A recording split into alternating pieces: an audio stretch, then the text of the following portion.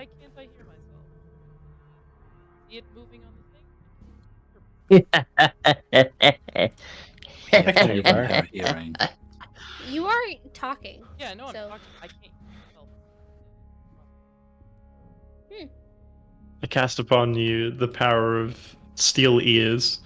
Oh, I want to I hear myself. think you might be a lot quieter though. That's probably what it is. Oh, hi, there I am. Hello. Oh my god, I'm peeking a little bit. I'm You so sorry. balance down. Oh my god. I'm peeking. I'm peeking. I'll be Shit a self. please. Shit self. Hids, shits, and cries. Anyway, welcome. Hello. Hello. Hello, Welcome. Alex. Welcome to Untold Realms. My name is Briar. I am Ah. DMing this time. Sorry, Makeshift. Your time is over. Damn. It's my time. Exactly. I am the seal. Yee. Our time is now, old man. Oh, he's not Can't bad. beat me, How old many man. times do we need to teach you this lesson, old man? Exactly. But yes, I am using my seal VTuber model because I think it gives a little bit of expression and helps make the visuals a little bit easier. So yeah, that's why I'm using the seal. Oh yeah, I'm God now. It's gonna be great. I'm still peeking. I'm trying to like not speak directly into the microphone, but at the same time I have to. We're trying shit out. Did you put glasses on your seal? Yes! I tweeted this, Makeshift. I said I put glasses on the seal. I like them. Good. You should. They're beautiful, and I look wonderful with And them. they have the beautiful stars still. I can see them every time you blink. Eee. They got stars on them. Eee. Yeah. I'm not looking because I'm using my mobile data to do this today. Sucks is like, I fair. do not care.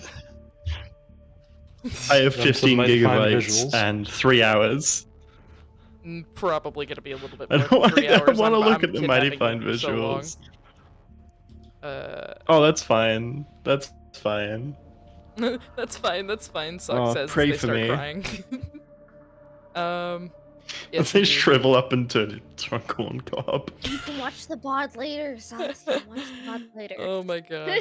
Turns into corn cob. Why would I listen to myself talk? Explodes you with my mind. Because you don't have to listen to yourself talk. You can just listen to me and my my sexy Felix voice.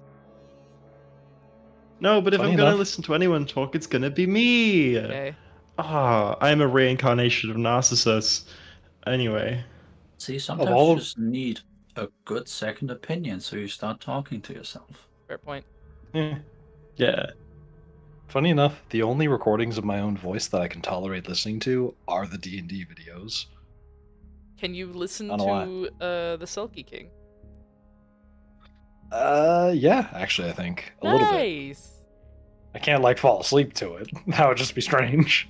Yeah, and that's so weird. Who would fall asleep to that? Anyway, Just getting a 3DO and recording myself some affirmations. you're doing great, Briar. It's okay. They can't tell you planned this all in a day. No, I'm kidding. Everyone who knows me knows that that's a lie.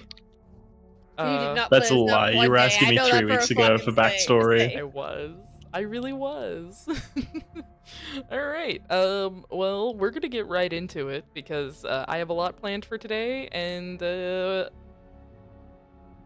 Zox has Australian internet, so we're gonna after I put the image up. for me! After I put the image up, we're gonna get into it. Where the fuck is Bestia's capital? There it is. Got it. Whee! It is worth knowing it's not actually the internet that's the problem. It's just my connection to it. Cass never has these issues. Oof. Just Take over the PC. Just don't steal the internet, Fivehead. Easy. Just Take over No, Cass's all my PC, friends are in Fivehead. there. All my friends grab are in the the pooter. internet waves and take them to yours. Exactly. Just grab them, Fivehead. It's true. So easy. Just grab them. I have to boost my gains, sort of. I really hope I don't start yelling and then just start peeking. Anyway, okay. So, Pissing off Briar Empress then? Gonna make her yell? oh my god. Okay, who remembers what happened last time? Good Great question. Oh my They god. finished up the I monolith. do remember what happened last time. I got yoinked We from finished. having Yeah, we tea, finished the last. and the dragon Yeah. left his little We soy rescued boy everyone's behind. families. Okay, Yeah. one We person at a rescued time. everyone's families. Say one, please, because One person at a time. Yasha? Uh, Hmm? Yasha, I said the what did meme you... moments. So, you all finished the monolith. I wasn't there for that. I got yoinked from having tea. Very rude. And then the dragon left his soy boy behind. Soy boy behind. Damn. it Actually, is that just- reminds me. Make that sure is check how our I would DMs in describe like his 5 butt. seconds. Yep. Oh no. Oh no, they're doing in jokes. Help us. Yes, we are. We're plotting the best ways to kill Yasha for calling Henrik a soy boy. Oh, Okay, good. now, As you should. Naraya, what did you say? I said that we beat the obelisk after it gave us some spooky bad time dreams, and then everyone's families got rescued. You know, the thing that we've been worrying about for months, for literal actual months of our real lives. And it's going great. And there was not the conflicts that we maybe were anxious about. Mood. And it's lovely. It's nice. It's all happy. And nothing can ever go wrong. Sure. Nothing can And then ever yeah, go we had wrong. to fuck Sure. off and go and we had to fuck off and now go to this next one. You're But because still we in fixed like Vestia, buddy. teleportation and such. You're still in Vestia. We're still in Vestia. I know. You I know. will I'm saying eventually have to go our off. planned objectives. Correct. That's what I'm saying. Our planned objectives. We went to Vestia, and now what we're going to have to do, what we know as characters we have to do, is go and deal with the next one, and we can get there easier because we can teleport. They're calling me sus in the chat. I don't know what they're talking about. I am perfectly innocent all of the time. Okay, good. I'm glad you all Lol. remember what happened. What? Oh, Alex, as well why as are you one more calling detail. Brian sus? Oh, The final detail that I recall, at least, is that the Moonchaser Dragon offered or gave an open invitation to Naraya to join their horde. Look out for me doing some world Naraya building said- on the area he's from. Yeah. Because that dragon's in Naraya control said, of like a lot of Jesus, stuff. dude. Yeah, and Naraya's just response was just, Jesus, dude. hoarding The people. whole point of these things is that I know then how to help people. This seems antithetical to my whole thing. Fuck off. And he Yeah. was like, yeah, fair enough. That makes sense. At least he was nice about it. Anyway. Okay. Yeah. He So- was, but I'm fully expecting to just get casually accidentally crushed. It's a dragon. Okay, so Jesus, I cannot find the proper gain here. I really can't. Jesus Christ. Okay, I'm just gonna move this slightly and hope that works. Okay. We're gonna pray. Alrighty, so it's still peaking in my head, but it's also not at the same time. Hi. Oh God. Hi, husband. Okay. Well, if you're gonna do that for a hot second, let me just. I have so much to get y'all through. Go for it. You have 5 minutes. Make it quick. We have 5 minutes to riff. You have 5 minutes to riff. Go. Word. You have Okay, 5 minutes cool. of sealed bullying time. My sister released a song. If I tell you what it is, will you all go engage with it, please? Yes, Please. drop I it love in her the- so much. drop Go it and in- give my drop- sibling attention. Drop it in the fucking chat. Sure. Am I, What's the? do I have link permissions in the chat? You need link permissions on YouTube? Can I deploy links? Sometimes yes. I don't if we know. turn them I know off. that Twitch it's not a thing. Oh, Alex, you listened to it. Thank you. You are not you are great. kinda. And I appreciate you. Let me. A There we little go. bit. I'm trying to. The other thing I want to say is I bought a Lego and I'm going to build it later and I'm going to have a camera on while I do it and it's going to be a chill stream and people should come along if they want to, but also it's going to be probably after a lot of you go to bed. That's all. Word. I guess if anybody wants to learn more about the dragon that I was using, the Moonchaser guy, you can go check out Pointy Hat's video on Warden Dragons. It's a video that he titled The Problem with Dragons or something like that. He's really good at making original concepts. Especially take a look at his different types of liches because they're incredible. Yes. Dragon. No, you can't. Don't eat Legos. But also, yeah, dragon these, it's... Dragging these walnuts. Anyone across else? the forehead. That's totally what we're going for. Walnuts, right? Yeah. Sure. For the last week or two, I've been finally able to wear earrings because my piercings have healed. So I've been commonly wearing these fun little swords. Oh? I've got these swords that my friend makes earrings of. Go and follow Kelstix on Instagram, by the way. They're a very good artist. Oh, I remember that shop you showed us. Yeah. Okay, I stopped clipping. Wonderful. Yeah. Okay, I'm good. Are y'all good? Did you riff? Did you have your fun? Yes. Okay, cool. riffed. All right, we're actually starting now. I promise. We promote our siblings.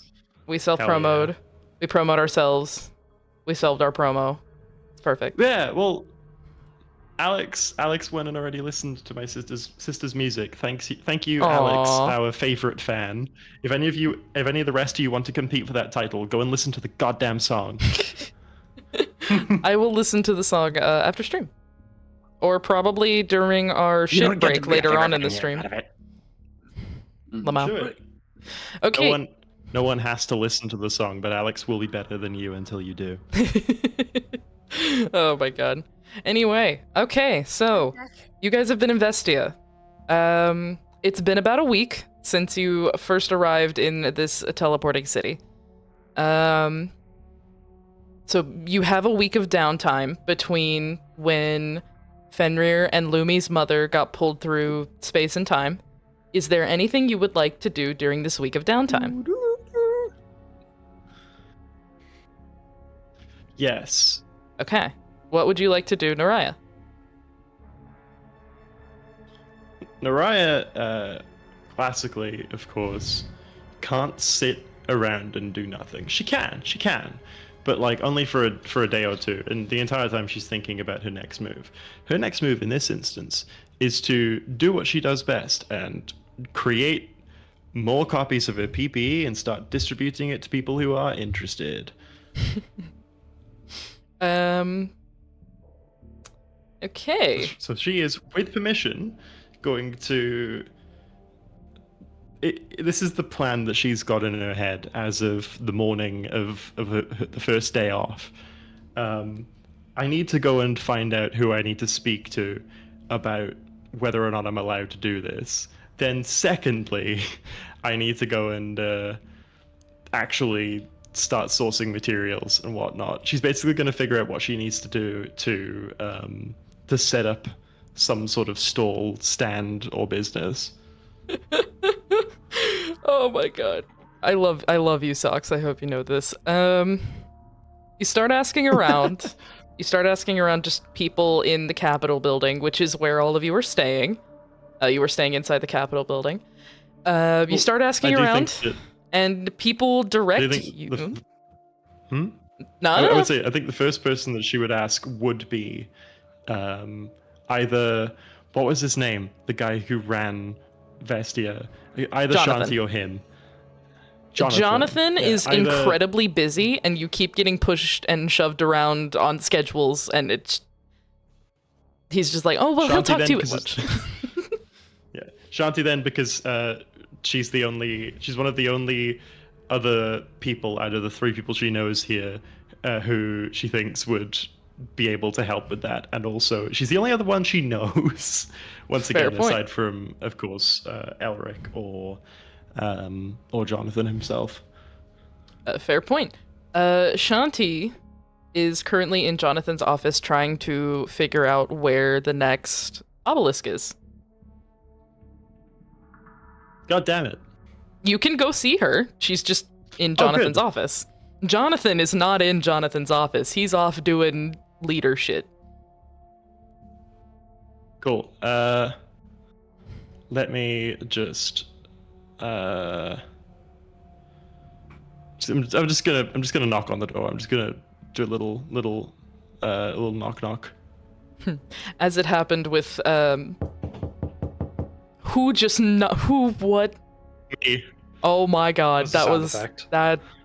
that spooked me because I don't have a door where I'm sitting, and I was like, Sorry. what the fuck? Whoops. Sorry for scaring the shit out of you. You didn't scare the shit out of mean me. it. I was just confused. Anyway, you knock on Jonathan's office door, and just as what happened with Elric and Shanti's cabin outside of Silenoris, the door swings open via magic. She just did it herself. Mage hand, bitches. Hiya. I hope I'm not interrupting. As you enter into Jonathan's office, you see Shanti sitting in a circle of books, and she looks like she. This is gonna sound really. I'm about to out myself here. Did you ever watch Sherlock and see Benedict Cumberbund go into his little mind palace thing where it looks like he's kind of having a seizure? Yes. No, but I also I know the sort of thing you mean because I think it's been referenced so heavily, like socially. It's almost even like the math woman meme, which is called the equations going past her head, and Yes. she's looking really confused. Yeah. Yes, that's I get kind the of sort what of thing you Shanti mean. looks like at the moment. Hey, sorry. I hope I'm not bothering. Do you need any help or anything? You okay? She stops and she kind of opens her eyes and looks at you, and I don't think I've ever described to you guys what Shanti's eyes look like. They don't look like the way her eyes used to look. They are very much reminiscent of the night sky. They're all black with. You remember that owl meme that went around on Tumblr a while back that looked like it had a galaxy in its eyes? Yeah. Yes. Those. That's what her eyes look like. Cool. So you can't quite tell if she's focused on you, but she is looking in your direction, like with her head movements. So it's it's assumed she's looking at you. I'm just trying to see whether or not I got some administrative stuff that I want to do so I can, do some of my usual bits and bobs, get pedals on my gear, get rid of it, get people safety equipment. I just needed to know whether there was anywhere I needed to go, anyone I needed to talk to, register with, etc., before I can do that. Where would be my best options for this sort of thing? For business ventures, you'd probably want to speak with the. Oh God, are they even around anymore?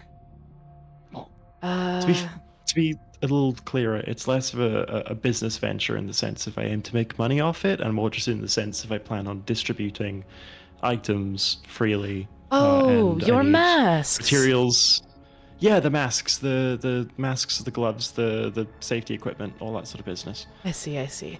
You'd probably want to speak with the Artificers Guild then. They are on the 8th floor when Brock was in charge. I'm not sure if they've moved it or not, but they should be on the 8th floor with their lab down there. 8th floor of the city? Of this building, yes. Okay. Oh, cool. What floor are we on now? She kind of looks around for a second. 12th, I think? They don't really signpost it well, do they? No, they really don't. They never did. Okay. Yeah, I guess they don't really get tourists much in here. No, all good. I will go sort that out. Thank you for the help. No problem. Also, have you seen Felix? The last time I know of where your friend was, she was... Friend. That was offensive, wasn't it? I'm sorry. No. It's not like we've discussed labels. Interesting. Last time I remember hearing about where your friend was, she was still with her brother in the hospital wing. Ah, that's fair enough. That makes sense. I just wanted to see whether or not she's been seen back here since then. I'll visit her shortly. Take care of Thank you yourself. very much. Mm-hmm. I will. You too. And Naraya's just gonna sort of like gently close the door and realize she's got no idea where the nearest stairwell is. Well, time to figure it out. Yeah, scurry off down the hall. Eventually you do run into someone who looks almost to be some sort of secretary, and she shows you to the nearest stairwell and gives you quite clear directions on how to get to the Artificers Guild's lab. Lovely. Once again, making use of the noise I've got available. Socks, I love you. I'm not role-playing dwarves.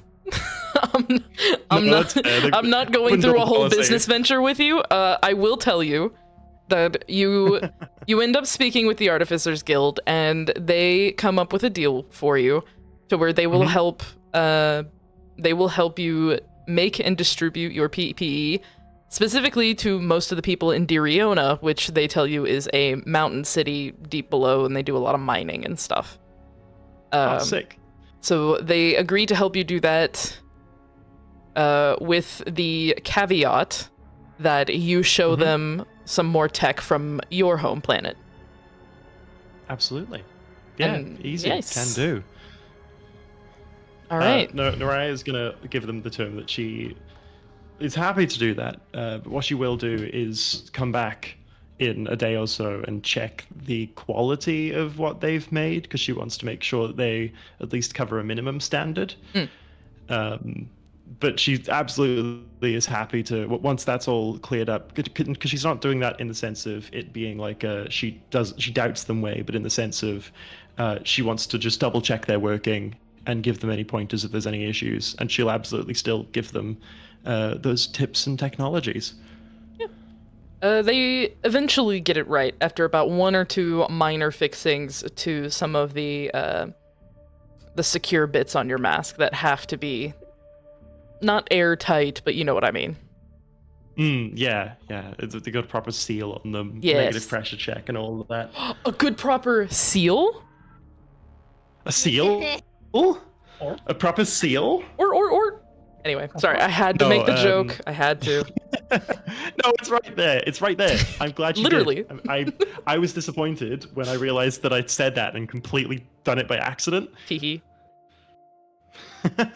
All right. But no, perfect. Brilliant. Nice. Is there anything anyone else would like to do during their week off? I'm gonna have Ansel. No, that's all good. Okay. Makeshift? I'm gonna have Ansel read a bunch of just whatever historical texts he can find. Get himself caught up on this new place. All right. You venture out often to a very nice library in the middle of the city that I'm pretty sure your son would recognize, as well as his wife, because they had a date there once. So you get to go to Vestia's massive city library and spend a good chunk of your time reading. You read Yay. all the events leading up to now. Actually, there have been many books. According to the story that Elric and Shanti told you when you were in their cabin, some of the books get the last 300 years a bit wonky, especially around the time when all the funky stuff of Rise of Vestia happened. Some of them get it a bit wonky. Not all of them have the correct events, but it's there. Nice. What a fun time I had reading those. Imagine spending an entire week reading. Couldn't have been me. I say as I've done literally that. Lumi and Ratsfus, do y'all have anything y'all want to do? Lumi's more catching up with their mother. Nice. Your mom really likes it here. It is a lot nicer and does not stink of smoke and pollution. And also does not have prison bars. Yeah, that too. Yeah, she's also gotten a lot of food into her. She's hopefully not, Yeah. skinny and bone like she was when we got her. They help you healthily get your mom back to a not malnourished state. Ye. Because remember, kids, if somebody's malnourished, feeding them a bunch of food all at once is actually very bad. Please don't do that. Yes. That has been Briar's safety PSA for the day. Ratzfus, did you do anything? Rotsas will try and seek out if there is a monastery nearby. We'll probably ask Elric. All right, Makeshift, you're up. You are approached by Ratzfus. Oh boy, you see Elric? I don't know, just picking his nose, looking out a window or something. You caught him He's just picking his vibing. nose. Use it as blackmail. Use it as blackmail. Oh god. Rotsas will approach you and just say, "Hey, Elric. Oh, hey. Hey, how are you?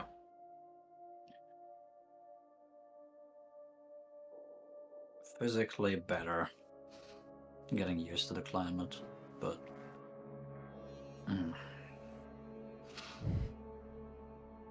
adjusting, I guess." Yeah, it can't be the easiest thing, going to an entirely new planet. New planet, new environment, but the thing I was talking about was more.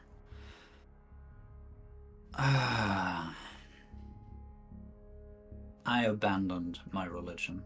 Well, my order, rather. Willingly. They did things I did not agree with. They abandoned their own teachings. That must have been pretty difficult for you.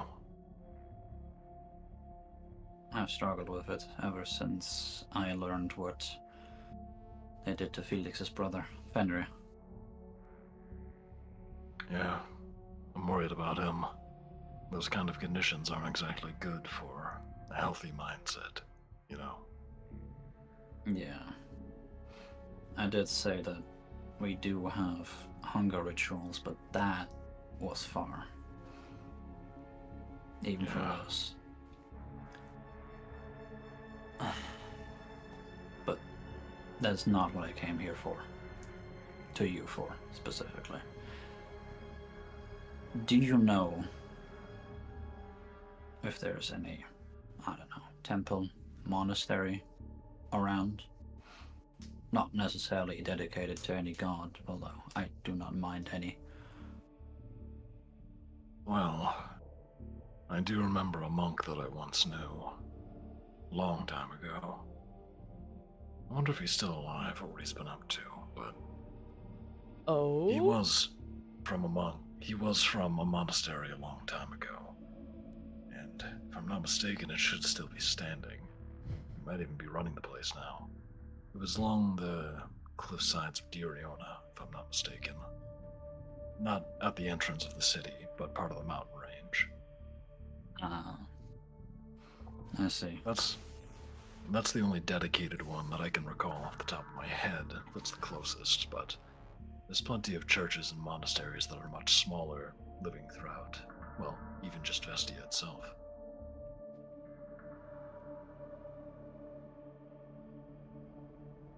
Well, the mountain range of Diriona might be a bit far for a short trip. I'll see what I can find in Vestia then. Best of luck with that. Thank you. I wonder how they're doing with finding that next... What did you call them again? Obelisks? Yes. Something still doesn't feel quite right about those things. I can't quite put my finger on it, but it's strange that I wasn't able to enter one, but I was able to pull all of you out of it. He smiles. To be fair, they never felt right to begin with. Yeah. But what magic in all of this universe could possibly keep out stronger beings and only let in weaker ones? He It's the smiles. sort of thing I've never been able to wrap my head around. I'm sorry. I'm saying this I'm So saying this knowing fucking full glad- well the lore. So fucking glad he didn't just say that to the entire party, because I'm pretty sure all of them would have whipped their heads at him, just like. Wah. Anyway, continue. Couldn't tell you, but you're actually not the first higher beings we meet once we left one of those things. Well, meet is a big word. We saw her in the distance. He smiles. What did Nara say again she was? Was it Felix? God killer. I don't think it was the God Killer. I think it was Loon. Yeah, that we saw. Loon is. Oh, that's right. That's right. Loon isn't the God Loon killer. is I mixed them up denizen so of much. creation? Yes, creation. That's Loon. Yeah, denizen of creation. Something of denizen of creation or something. You see Elric go like wide-eyed and then say, You saw them on a different planet. Oh, Lord. Well, that explains why I haven't seen them in so long. You know What were them? they doing there? Do I know them? I'm technically related to them. Fair enough. She's a bitch. No, I'm kidding. Well, to make a long story short, we aren't exactly a close-knit family, but a long time ago, we all played an important role in, well, shaping the world as we know it. But I have lost track of where they've been. We all have our own personal affairs to be a part of.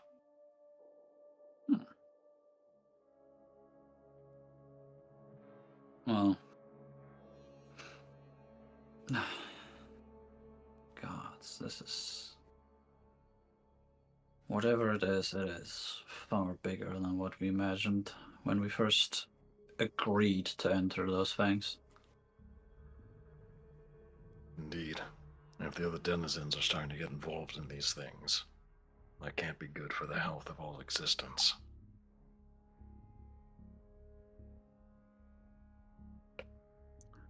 Well. But for now, all we can do is find them and clear them. Indeed. Nothing's going to fix the weave if we sit here and do nothing.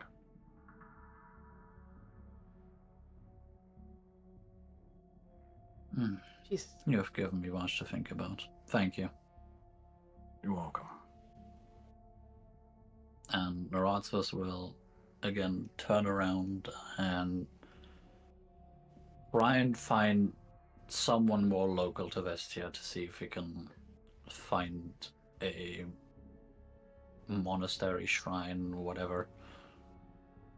You end up finding a cleric of the All-Mother who points you towards a... it's not technically a church nor monastery, but it's more like an all-religions worship place. You know, like those places in the airport that are like prayer rooms that have everything for every religion? Mm-hmm. It's like that, but it actually is maintained and it isn't just thrown in there for diversity points. And yes, I'm shading airports right now. Listen, airports do a lot of funky stuff. They really do. May I point out the nap pods in one of the airports that I live nearby? God. $40 for an hour. We had Just saying. them. We had a cheaper but them in my library at my university. God, I wish we had that, but our library just smelled of despair and sex. The only place where I'd actually be comfortable going in a public nap room, even yes, you can pay and it locks, would be Japan, because they actually care about their shit. It's less that they care and more that their society is just like, hey, if you steal, you're bad. And it's ingrained in literally their everyone's society brain. actually gives a fuck to keep shit clean and in Exactly. proper order. But Meanwhile, less about public most- societies, and back to our game. Yeah, anyway. Back to the made-up society that lives in our heads. Exactly. Oh, God. Oh, don't start that. Don't start that bowl of worms. Can of worms. Am I that German already that I'm messing up my own Bowl of country's worms. idioms? Jesus. Oh yes, das Wormenbollen. Come I can't Das work. Verminbollen. Nice. You made the German laugh. Congratulations. 10 out of 10. That was good. And I'm not talking about me. Anyway. If that's all everyone wants to do, then I have a few things that Felix needs to do. Hell yeah. Give us lore. Give Lore? us things. Lore? Do it. Lore? Lore? Lore? Do it. Lore. Lore? Lore. Lore, lore, lore. Anyway, sorry. Lore. I had to make the joke. Anywho, it's about nighttime on, let's say about the 5th day y'all are there. You visited Felix in the hospital wing a couple times. She's told you that they are monitoring him there, not only for malnutrition, but for a heart defect caused by excess amounts of adrenaline, just constantly flowing through him. So he will not be allowed to leave the hospital wing anytime soon. Like I said, it's about the, what did I say? 4th night? 5th night? 5th night. It's about the 5th night that y'all have been there. And, Naraya, you hear a knock on your guest room door. Hey, come in. Boom, surprise, it's a clown who enters, your guest room. Sorry, I'm doing something at the same time. Give me 1 second. Felix enters into your chambers. And she, like, pops her head and is like, can I sleep here tonight? Absolutely, I kind of assumed. Yeah. And she kind of, like, runs in with the pillows and the blankets from her bed and flops onto your bed. So, how was he? Better today, actually. He was, like, what's the word? The heart doctors are so pretentious. They use all the big words that expect me to know what it means. Cardiologists, I think they call themselves. I know they call themselves cardiologists. I call them heart doctors, and they are very annoying. Oh, that's correct too. And Yeah. they said that his heart is less weak? Question mark. I think. Did they say the question mark bit as well? Because that seems No. pretty professional. No, I'm Oh, very okay. tired. No, that's okay. that's fine. That's allowed. Oh You've had a long couple of days. She kind of sits in front of you, cross-legged. Are you on your bed, or where are you at the moment? Yeah, Naraya was tucked in reading. Nice. Um, Yeah. She kind of Yeah. sits like directly across from you, cross-legged, holding one of the pillows. And she looks like she wants to say something, but is trying to figure out how to say it.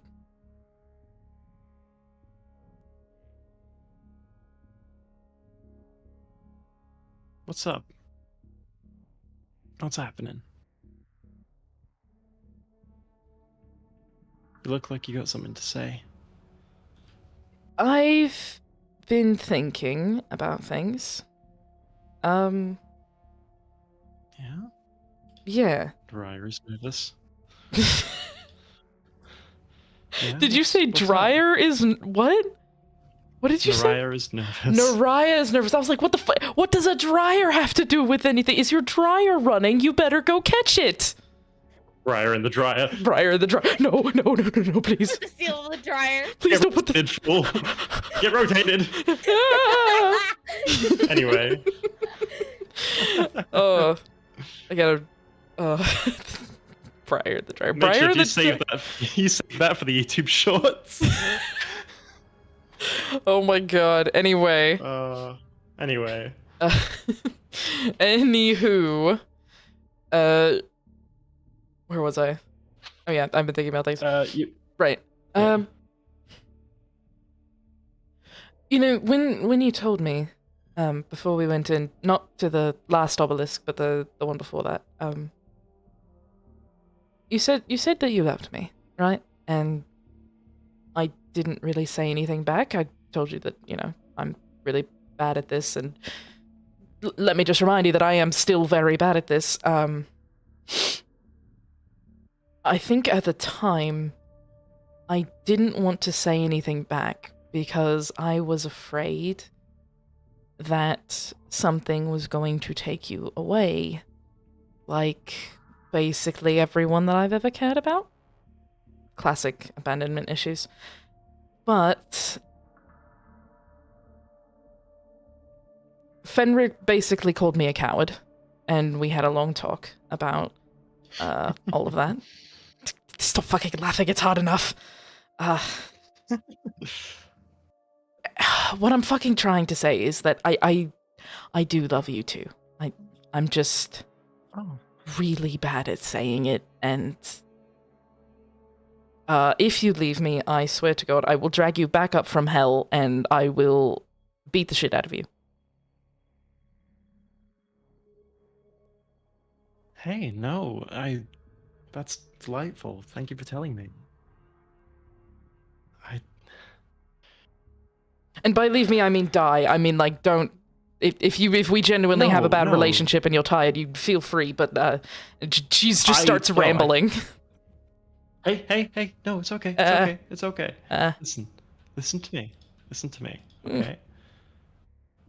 You've got the same worries about this that I do. You know?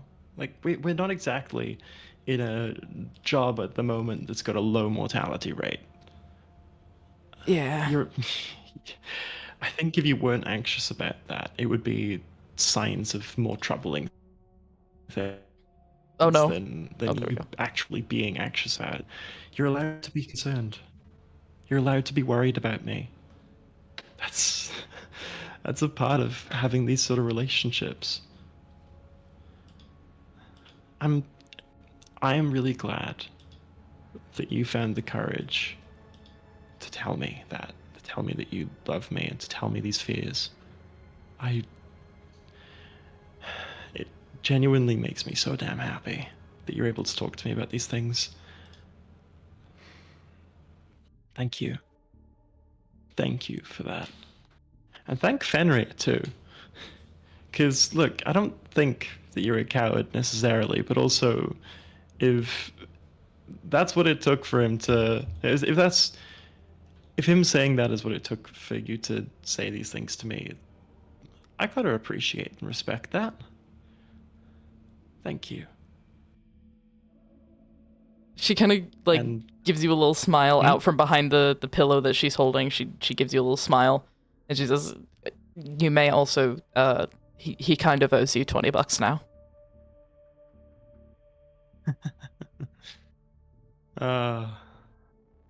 What for? He bet me I wouldn't do it, but I didn't want to take the money, so I said, no. If I tell her, then you owe her $20.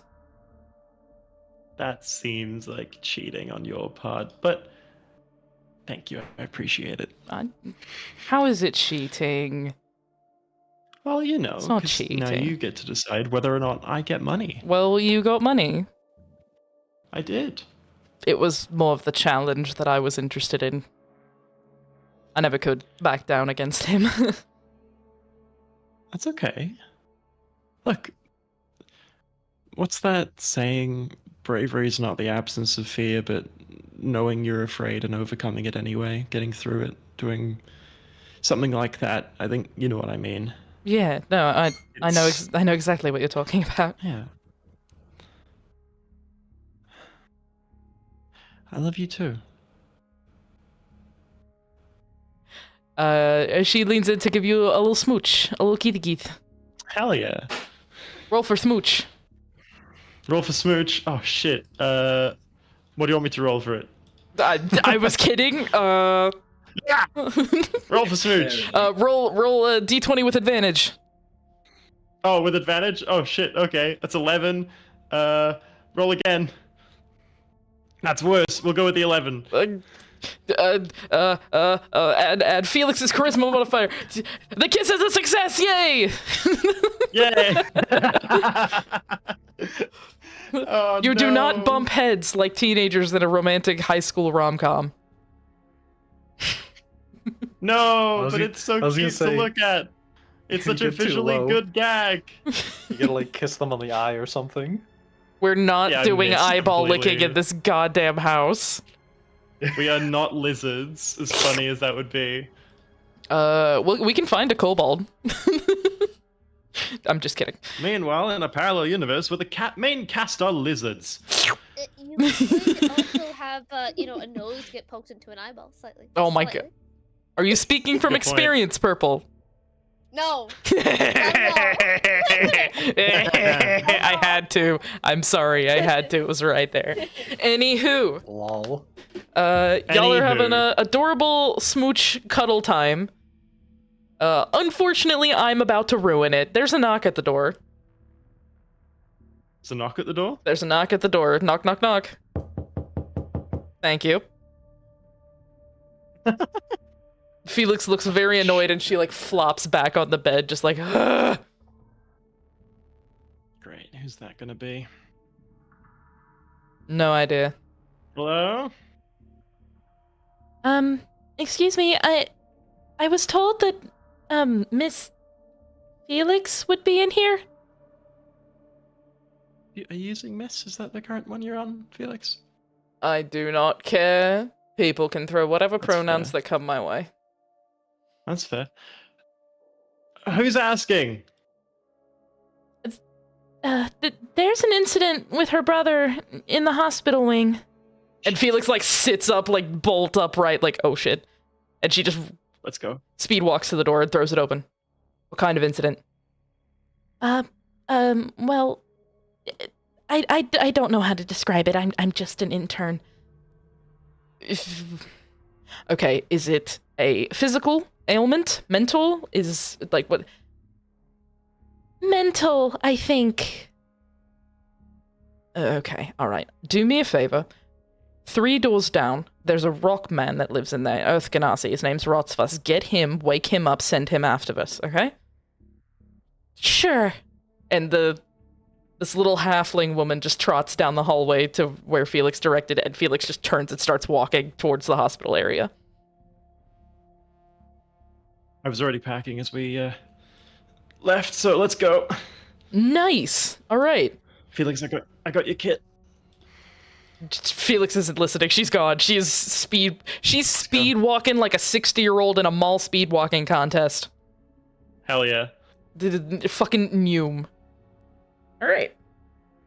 I gotta scratch my eye here for a hot second. Give me just a sec. No, don't touch your eyeball. No. No, don't touch your eyeball. Don't Haha, you're so directly touch sexy. your eyeball.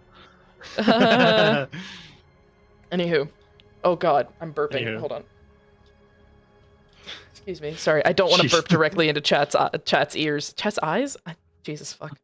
You have the eyes stuck Yeah. in your head now. Yeah, I really do. Anyway, alright, you two get down to the hospital wing, and there is a bunch of nurses and doctors kind of like in little huddles outside of the wing, almost like those groups of friends that stand outside at a fire drill in school. Y'all know what I'm talking about? Mhm. Yeah, okay, cool. Yeah, That makes I do. sense. Cool. Making sure. Yeah, you see that happening, and Felix just looks between all of them like, what the fuck? And then she just shoves past into the hospital, not caring a fuck about the 2 security guards that are just standing there. Let us through. Come on. All right. You enter the hospital wing, and it's a mess. It is a mess. There is, like, several beds are kind of overturned. Some screens are almost ripped through. And Felix is kind of staring at this carnage, very concerned. And she's looking around for where Fenrir is. I'm gonna get this mixed up, and these are my characters. Holy shit. Give me 1 second, and boom. All right. Well, what the fuck? Where is he? And these 2 little, one human, one half-elf nurse kind of come over towards Felix and goes, "You're Felix, right? I'm pretty sure that's me. What's going on?" I don't know how to say this and not sound judgmental. Your brother bit through a nurse's hand. And Felix just Oh, kind of shit. stops and looks at him like, I'm sorry, repeat that. Bit through a what? Bit through a hand. Okay. Okay. How? What happened? He woke up and Nurse Argyle was trying to take some blood, just to run some more tests, and he panicked. We're assuming probably some sort of post-traumatic stress disorder-induced flashback. We don't blame him. Great. Lovely that you don't blame him. Keep going. He tried to shove her off, and she continued to try and take the blood, and he went a little nuts and bit right through her hand. So what I'm getting from this is that your nurse completely lacked bedside manner, didn't seek consent, and then got the exact thing that's going to happen when you combine those factors. As much as I would put it in a different way, technically, yes. She is new. Okay. I do want to point that out. But yes, essentially, she didn't follow the correct protocol and wake up the patient first. No, she didn't. Okay. Where is he? Both of the doctors kind of turn and they look towards the back corner of the hospital, and it looks like there's been a kind of makeshift barricade. Makeshift barricade. I'm sorry. It's a fucking visceral reaction. I'm sorry. Oh my The square bit has been put up as the barricade. I do it with all of you, by the way. I see a panda and I just go, Yasha? I have a picture. Or A small little tangent. Or you get ready in the morning. Fake bodies just stacked up on top of each other. Fucking body pillows of makeshift. Exactly. What, you mean squares? Just bunch of square body Yes. pillows, that's it. Anyway. It looks like there's been sort of a barricade set up, like a bunch of the hospital beds are flipped up on their side and blocking off this back corner. There's also not a large trail, but it is very drippy. There's been blood. There's blood on the floor. Okay. Has anyone tried to approach him? Yes, we have tried to approach him, and he growls at us. Growls at you. Like an animal. Yes, like an animal. That... growling? Really? Okay. I mean, it happens. I've definitely heard of and seen it happen before. I mean, really? Growling? I mean, I get yelling and possibly even screaming or crying, but growling? That's new. Okay. It's not far-fetched. I guess not. Okay, I'll give it a shot. And Felix attempts to approach this barricade. Rotsfuss. I was gonna say, Rosfus. Mm-hmm. Yes. Rotsfuss, you are awakened by some knocking at your door. You're either awoken or you can choose to have been awake. Either one. I'll let you choose. I would like to fall out of. Actually, I would not sleep on the bed. No, fuck it. He would sleep on the bed and fall promptly out of it. Okay. You fall out of bed. Roll a d20 for me. You mean a dex save? Yeah, sure. Do that. Roll a dex save. 18. All right, 18. You sustain no damage, but your tailbone will be a bit sore. And just whoever's knocking can just hear like cursing, like "oh fuck." Mm. 1 second. And he will gather his composure, put on the little bit of clothes that he puts on. Covers his pee-pee. and Yes, covers his pee-pee and his man titties, and that's about it. Nice. Maybe his asshole as well. Maybe. Jesus. Maybe his cheeks. And he will like a little bit uneasy because his fucking tailbone hurts now. Open up the door. You Yes. also see this little halfling woman, just very plain. She's got brown hair, mousy face. There's been an incident with Mr. Fenrir, and Miss Felix told me to wake you up. Hey, incident at the hospital? Mm-hmm. She nods her head.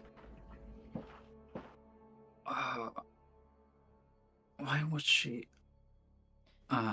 She just said to get you. Yeah, I'll get there. Thank you. She kind of nods her head. Do you need me to show you the way, or? You see him like stare into the distance, which is literally just the wall across. Yeah, that would be good. I don't think I've been to the hospital. She will then show you to the hospital. Yeet. Yeet. You approach the hospital just as Felix starts to approach the makeshift barricade. Let me just roll something real quick.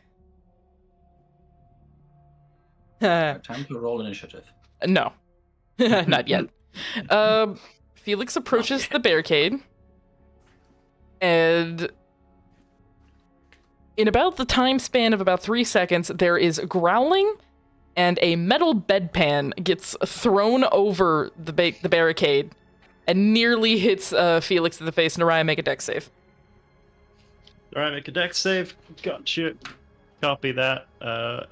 Absolutely. Correctamundo. 17. Natural. You are unedited, no modifiers. You are able to quickly dodge the bedpan, and it clatters to the floor behind them. Rotsfuss, you hear the clattering of the bedpan. What the fuck? Hey, Felix. He doesn't know me. Do you want to? Do you think you should take this alone, or? I think him not knowing you might actually make it worse. That's what I'm saying. He's growling at me, and she like turns around and comes back towards Naraya. Rotsfuss, are you entering at this point? Yes. Okay, cool. As she turns around and looks at Naraya, she looks at you and goes, "Oi! You come here, please. I need your help." Yeah. What is going on? Apparently, he bit through a nurse's hand while she was trying to take blood. What the fuck? Okay, so this is weird to you too, then. Yes, what? Okay, cool. Oh, okay. No, we don't. No. Well, I'm not saying you go savage and eat people. No, I understand, but no. Okay.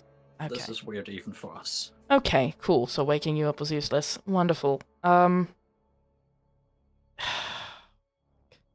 How much interaction did you have with him while he was still there?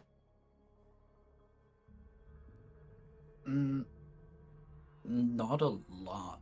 I've seen him a couple of times. Oh, shit. Well, he won't let anyone get close, which is not great. Fuck. Makeshift. Yes. What is Elric doing right now? He is currently schmoovin' on down to the hospital. Oh boy, he's schmoovin'. He's going fast. Oh boy. lordy, he's moving. He got himself a hoverboard and is going downtown. Moving right along. Now all I can think about is Elric on a hoverboard, and I hate it. I hate it so much. Art Grublin in the chat. Trot. Such Elric on such a a bad image. It really is. God. Anyway, Rancid God of vibes. nature on a hoverboard. I hate it. I hate it so much. Former god of nature. My bad, sir. As you get down towards the hospital, Makeshift, the two security guards that were standing in front of the doors spot you and immediately part. They're like, oh no, fuck that. We're not dealing with him. Good. Fear him. Fear me. Elric's immediately gonna throw open whatever doors are in his way and keep tracking down the source of what he detected earlier. Cool. When you throw open that door, you are met with the same scene that Felix, Naraya, and Rotsvas were met with. The hospital overturned, a mess, and you can see Naraya, Felix, and Rotsvas standing in kind of like a triangle right in front of something that looks to be a makeshift barricade. I can't stop saying it. I'm sorry. Are the barricades aligned in a square? No, it's more like a line in the corner. It's like it makes a little triangle. Elric's gonna speed walk straight towards them.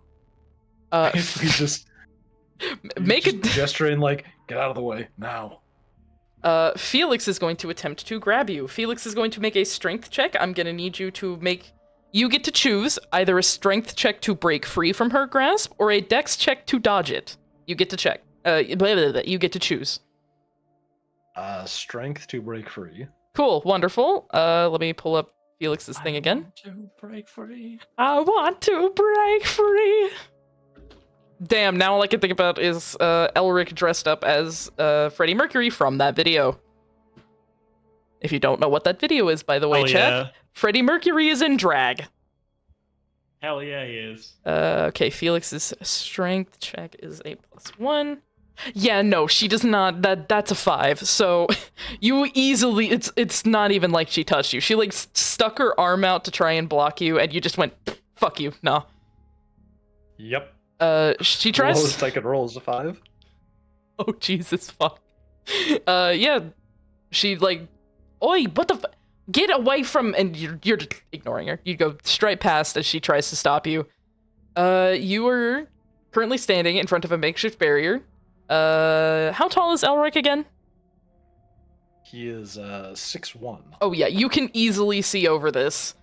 The closer you get, you can see a very spooked and a very feral-looking Fenrir in the like hospital gown BS. He's got a shit ton of blood dribbling from his mouth, and he looks like a wild cornered animal, like a raccoon you catch in your trash can. His eyes are darting from side to side, and you notice, you know what, actually give me a perception check. With advantage. Alright. Let me see here. You know, if I'm... This is gonna be... It's gonna be a big roll. I just checked Elric's perception bonus. He's a +11 in that thing. Yeah, good. Then it will be very difficult for you to fail it. Yeah, okay. 24. Jesus, a 24. Yeah, you immediately notice the telltale signs of golden eyes. And with a deep breath, he immediately starts shoving aside the barricade and trying to get to him. Fenrir starts going ape shit. He is not okay with that, and he starts growling at you, and he's yelling. It's almost a mix of Celestial and Undercommon, what he's yelling at you. And it's a mixture of curses and animalistic sounds. Felix, actually, you know what? No, Socks, you were about to start saying something. Go for it.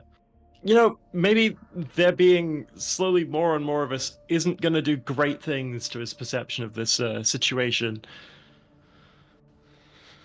He's literally going to kill everyone in here if I don't do something. Oh shit, well, you know what? You take care of it then. Felix looks at you and is like, what the fuck? What do you mean he's gonna kill? Oi! I'm gonna need you to explain what's going on. Before you start manhandling my brother. Still shoving aside parts of the barricade, he quickly explains. He's got Leverton's curse in him. It's going to turn him into a creature that eats people. Is that everything you need to know? A fucking what? Which part? Leverton's curse or the creature eating people part? Yeah, what did you just do? Oh, you're shoving shit aside. That's right. Yeah. Yeah. Okay, I was like, did you just pick him up? He may be a beanpole, but he's going to scratch you. He's a feral cat. Hey, if is that curse transmissible by bite or anything like that? Nope, starvation and cannibalism. That's the only ways to contract it. Okay, You cool. Good to see- know. You better nurse. You see Felix's face kind of go pale, and she kind of looks at Naraya. Did he just say fucking cannibalism? We don't know what they made him do. We can find out when he's feeling alright again. At that point, Felix kind of stands back and watches what's about to go down. Elric? What's your armor class? Yes. Good question. 15. Oh shit! Of course, that's the first nat 20 of the night. Yeah. Let me just check something real quick. Okay, it's not gonna do much, but as you get closer and closer to Fenrir, he lashes out and scratches the shit out of your face. You take 4 damage. Ouchie.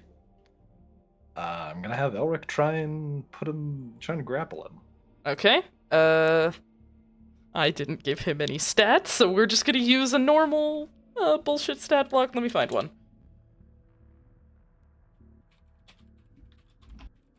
Just give me 1 second. Okay, easy. All right, cool. It's strength save versus strength check, right? Yes. Okay, cool. I got a 16. And he got a 3, so yeah. No.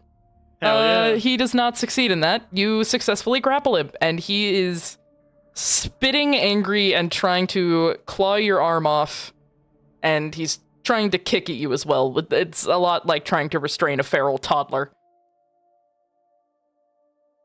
Let me take a quick look at what Wouldn't be his spells Elric first has time. prepared. What'd you say, Purple? I said it wouldn't be his first time trying to hold out a feral child. That's true. He's had to grapple feral toddlers quite often. With shocking frequency, considering the game. Yeah. Yeah. I'm gonna have him cast. Do I have hold person on him?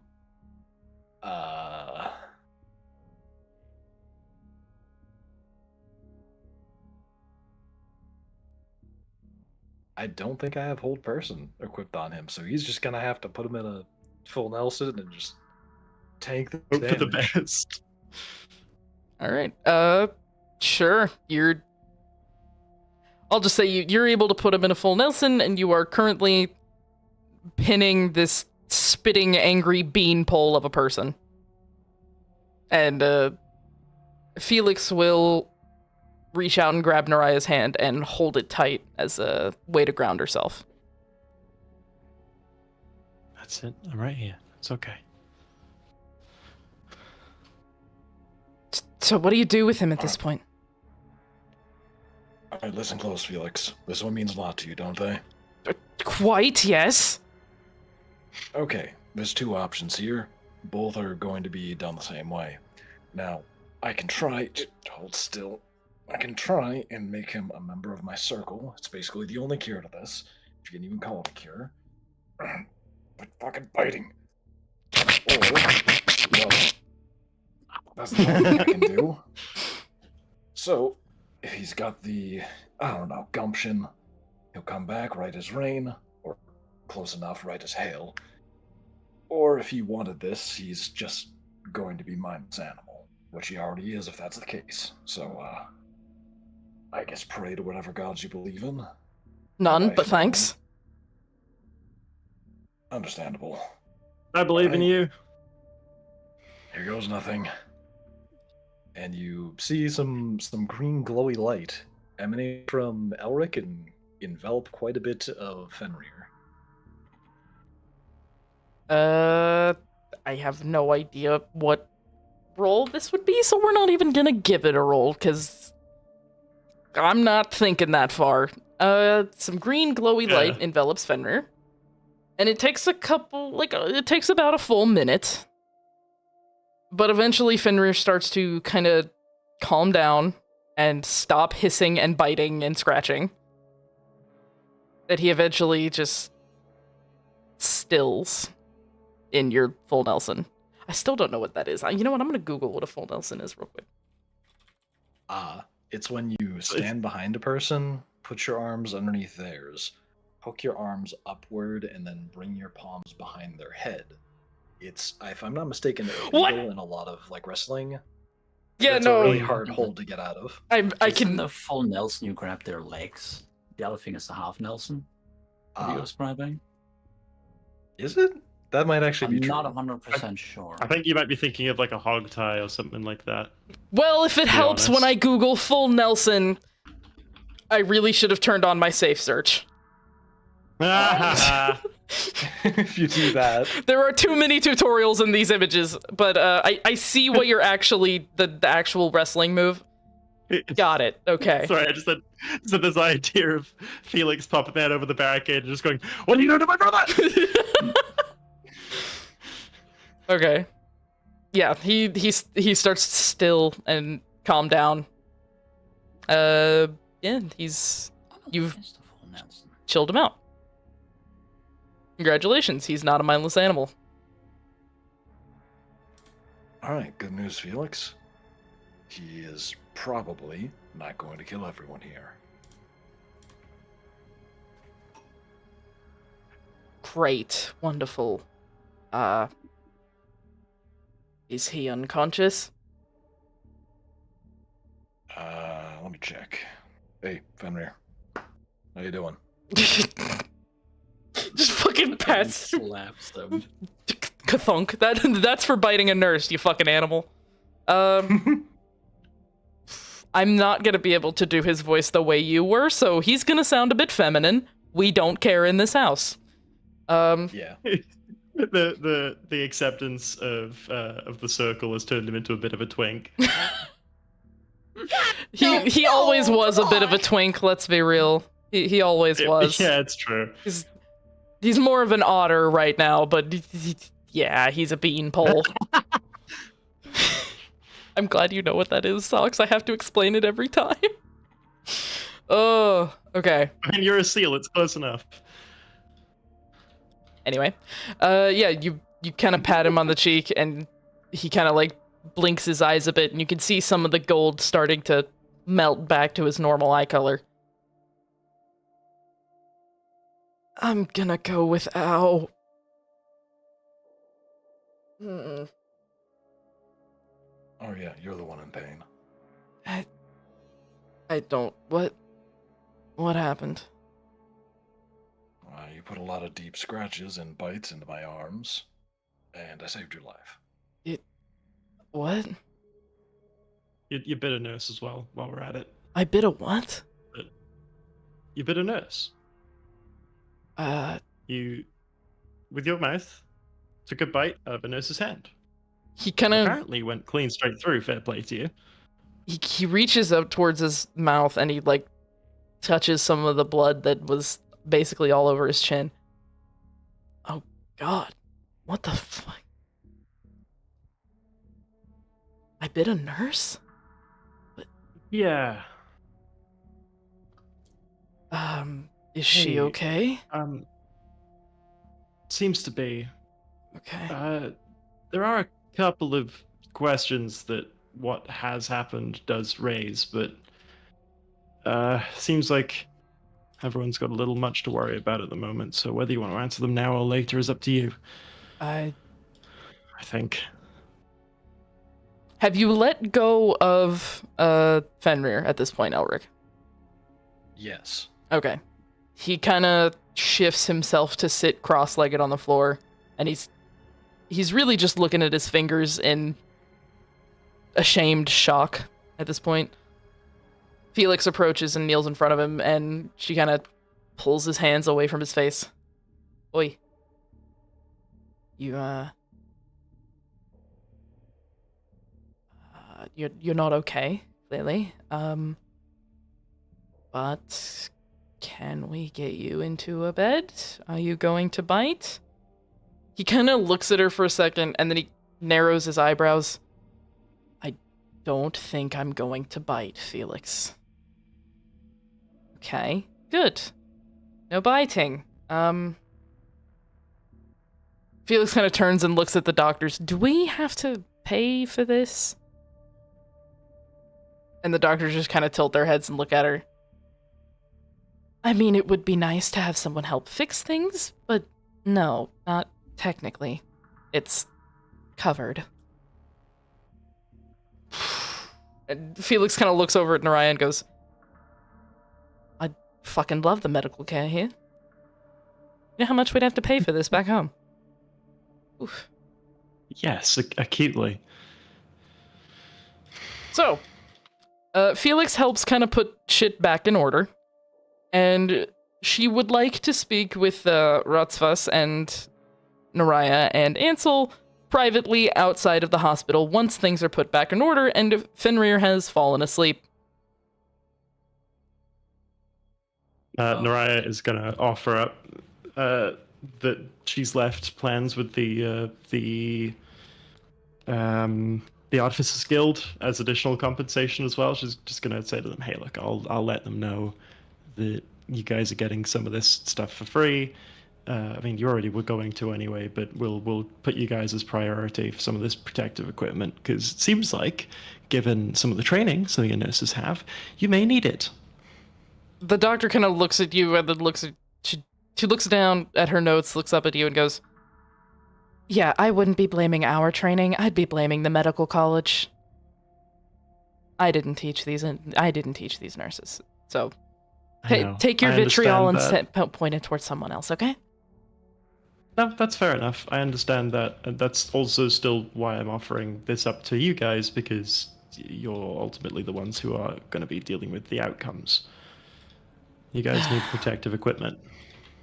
Fair enough. We appreciate your offer, and we'll happily take you up on it.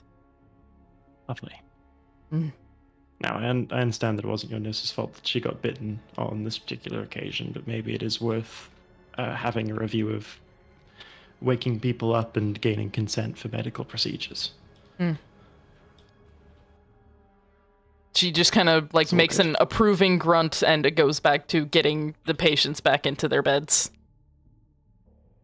Yeah, not to victim blame or anything, but also at the same time, if it wasn't if it wasn't for the specifics of this incident, it would have been the people caring's fault. Correct. In the sense of there are things that could have been done to avoid it, not to assign blame, but to stop the failings of safety and prevention procedures. Correct. Remember, Swiss kids, cheese don't model, take baby. blood without consent. No, don't. Seriously, you'll go to prison. You will. Don't do it. Remember, kids, don't experiment on humans. That too. Please don't do that. No, that's fine. That's fine if you ask nicely and don't financially incentivize it. No. Some of them don't might moan. experiment against Anywho, back to the actual game. Anywho. Naraya, when you exit the hospital, you see Felix, Rutzfuss, and Elric standing outside.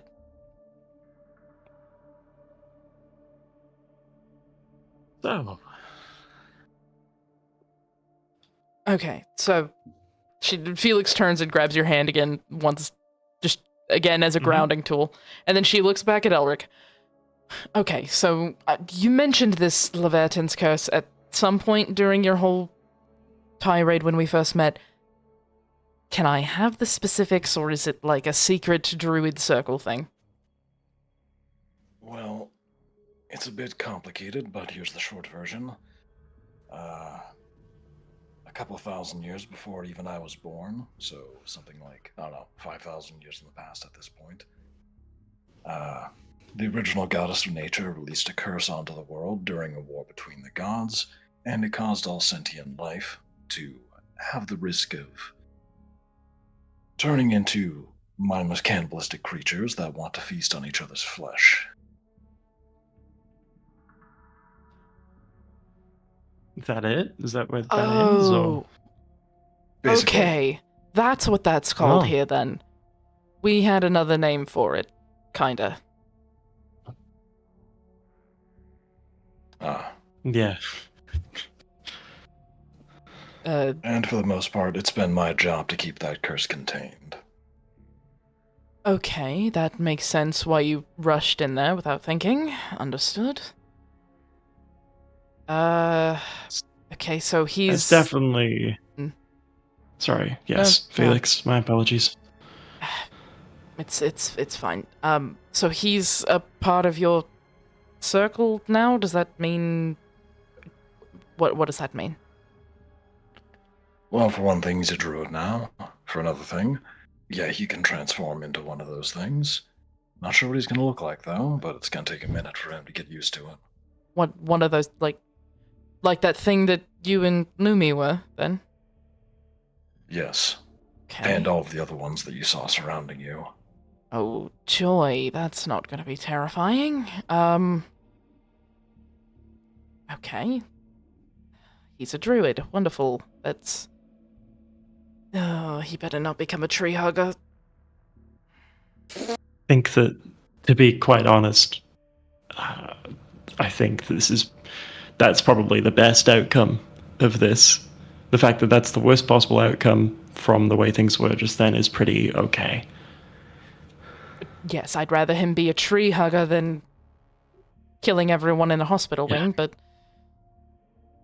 Okay, well... Thank you, Mr. Tree hugger, god, person. I'm... Oh, God. I'm going to Yes, go that's to him. sleep. And I'm going to pray that when I wake up, this was some weird-ass dream, even though it most likely wouldn't have been. Mm.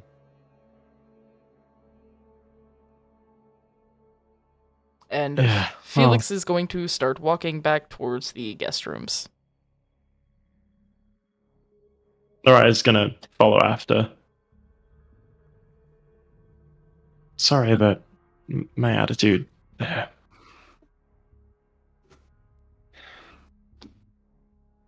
It's been a long few days. I didn't need to be giving you that when all that was going on. What? Ah, I was just apologizing for some of my attitude there. It was unnecessary. As much as your apology is appreciated, I don't remember anything. Oh, good. Well, there we go then. That's not so bad then. Cool. Okay. And with that, the 5th night of your week off has concluded. Lovely. Right, since no one had anything else they wanted to do, I'm jumping straight into the last day. Yeah. Alright, Sounds good. the last day. Maybe they've done some shopping or something in between. Yeah. Like some little, trinkets and such. Shopping, some trinkets, gonna be great. You get little Vestia souvenirs. Hang on, I'm gonna roll this. There's 5 of us? Okay. Yeah. Lumi, you, in your shopping, you get a little Vestia snow globe. Oh, perfect. So you have a little snow globe. Congratulations. All right. The last day, you're all about doing the things that you've been doing for your days off. So wherever you are, in the Capitol building, in Vestia itself, wherever you are, around midday, inside your head, you start to hear what seems to be the sound of very deep wind chimes. They're not loud or striking, it's just very soft but very noticeable wind chime notes. Almost as if they're getting your attention. After these notes, Shanti's voice enters all of your heads. I hate to interrupt, but I have found the next obelisk. If all of you could meet me in Jonathan's office as soon as possible, that would be very much appreciated. Thank you. And then it's gone. Bing, bong, bong. This was your flight attendant speaking. Hello, my name is Shanti. I am your flight attendant to your doom. The seatbelt sign will now turn off. The seatbelt sign is now turned off. It will not save you anyway.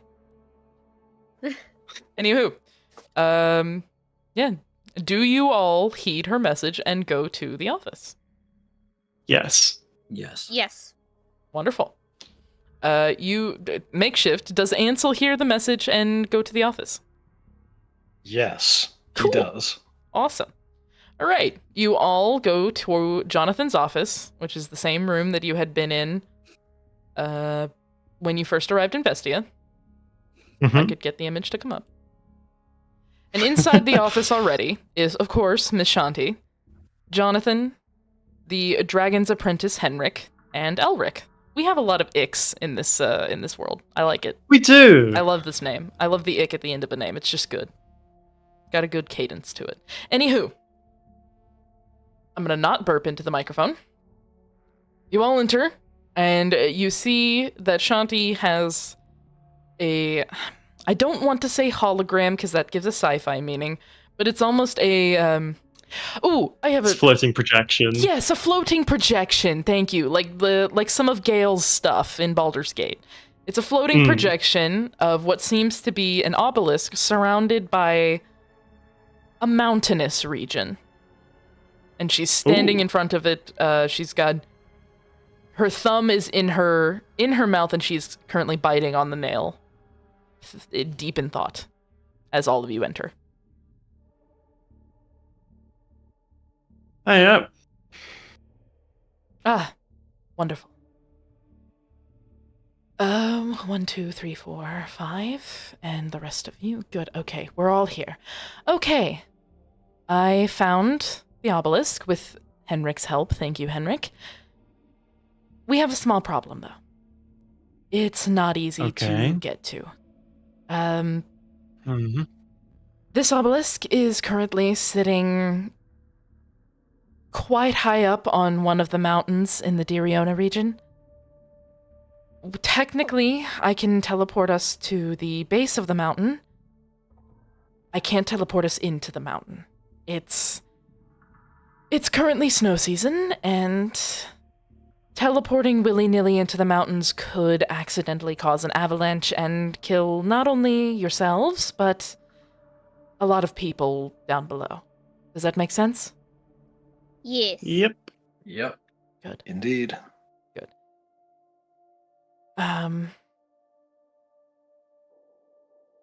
Fuck, what was I gonna say after this? Where are my notes? I need my notes. Perfect. There we go. Felix steps forward, and she looks at this and goes, are you two coming with us this time? Shantu kind of looks over at Elric and then looks back at Felix. That was the plan. Is there something wrong? Well, there is Fenrir. Exactly. That's kind of my point. Shanti kind of nods her head. Right. The whole new Circle of Instinct druid. I can't believe I didn't think of that. Seems to be a I'm few gonna of need to them. keep an eye on him. Exactly. Mm. And I'm sure that the other Circle of Instinct druid, and Shanti kind of looks over at Lumi, I'm sure you would appreciate an extra eye on your mother while you're gone? Yes, very much so. She kind of gives you a little smile. I had a feeling. Okay, Elric, would you stay here and look after those two? Henrik, would you be willing to follow me into the mountains? Of course, my dear. Yes, after all, it's the only way I'm getting home. I mean, not the only way, but it is the easiest way. Yeah. You haven't gotten to know Aldestrel. Yes, and I don't think he'd take kindly to me just popping onto his, property, wouldn't he? Yeah. Protective of a horde, as all dragons are. It's honorable, really. Anyway, back to the thing that we're supposed to be doing. This obelisk doesn't seem to be disrupting the weave in any major way, like it did with teleportation, but something still feels off, so I would appreciate it if all of you kept your wits about you. Try not to get distracted. Okay? I mean, What? yes, we can Understood. certainly try. These things can be insidious, so we'll do our best. Wonderful. All right, I would suggest gathering as much warm clothing as you can. It's going to be incredibly cold. Luckily, it seems we have clear weather for the next 2 days, so I would suggest gathering as much warm clothing, some food, and I think that's about it. Oh, any tools or weapons you may need. Never know what's up there. Cool. Let's go. Do That's any of you how speak money giant works. by any chance? I can't remember what their language is called. Uh, Query, Hmm. we don't even speak this realm's common. Oh, How much help would it right. really be? That's right. I'll have to I recast mean, comprehend I languages. That's fine. But okay. What?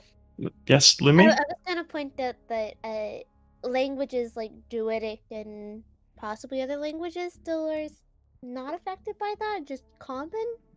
So True. She's right. Hmm. Well, if we run into some giants, I'm sure I can talk our way out of it. They're not mean, they're just territorial. Okay, fair enough. gather your things. I'm Let's go. sure you can find some warm clothing down in the armory. I'm sure they'd be willing to spare some. Just mention my name. I'm sure they'll be all right. Meet back here in an hour, and we can leave from here. Fair. All right. See you then. All right, you have an hour before departing. Do you, other than getting warm clothes and your things from your rooms, is there anything else anybody wants to do? Not that I can think of.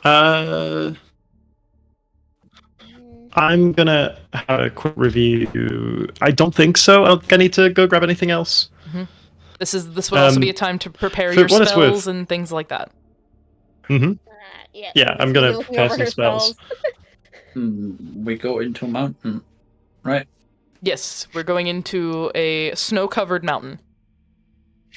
Is called one of the options for the shit. Yes. He will, in his own room, do some of that. Hold on, I gotta look at it. Change Need a hot second. change the damage to cold. Let me Or see. rather, it would be this. Conditioning. Starting through the book. Nice. Holy shit! I just. Okay, cool. Got it. So I'm now resistant to cold damage. Wonderful. You are gonna have to remind me of that. Should the issue come Will up. do. Yeah. Wonderful. Cool. Awesome. Lumi, you good? Yep. Good. All right, I Naraya, just you got your happened to stuff notice prepared? that I had a spell that was really fucking good. Yep, Oh, nice. I just had to prepare a spell, so that's all good. I swapped it out. All right, Ansel, anything you got to do? All set. Alrighty. After the hour is up, you all meet back in Jonathan's office, where Shanti has donned some very warm-looking clothes that still seem to fit in with her aesthetic. This woman, unlike me, just looks good wherever she goes. Hell yeah. License lander. I'll fight you. Yeah, I was about to say, Anywho. but you look great anywhere. License Lander, she I looks say like as I'm shit. sitting pantsless in a really messy sweatshirt because I made shepherd's pie earlier. Sure thing. Hell yeah. Oh no, you can cook. Oh no, she can cook. Lumi's gonna look around. No first. Hold on, let her cook. Oh no, Shanti's got fur on. I'm looking at the Ross vest over there. Oh, Rotsvus, what are you wearing? I have to ask. It's actually a great fucking question. It would probably He's wearing be... a shirt finally. At first, he's just Sorry. taking out a shirt. Everyone looks at him just like, you're going into the fucking snow, Maru. Like, what? This is First. more than I've ever worn. Yeah, Shanti does kind of give Rotzlis a bit of a confused look, but then she just nods her head. All right. Is Naraya wearing furs? Ooh. Naraya is wearing a. I've got this in mind because she's prepared. She's got a long overcoat on, which is, it's got some sticking out of the collar. You can clearly see that. She just gives Lumi an apologetic little just nod and a mouth. Sorry.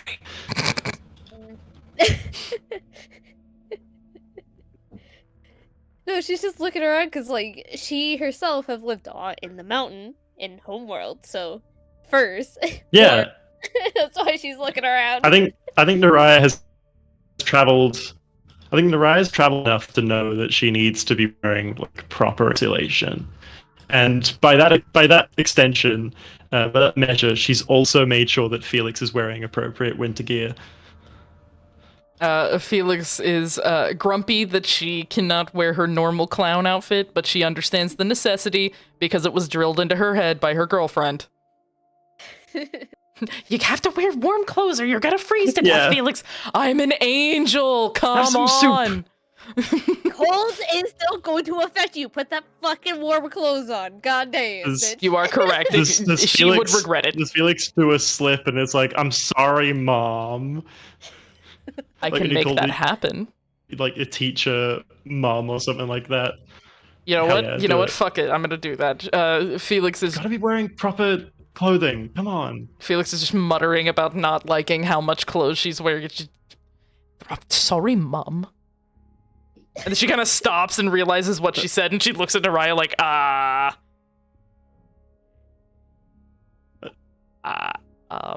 Okay, it's all good. What am I, a school child? It's okay. Naraya's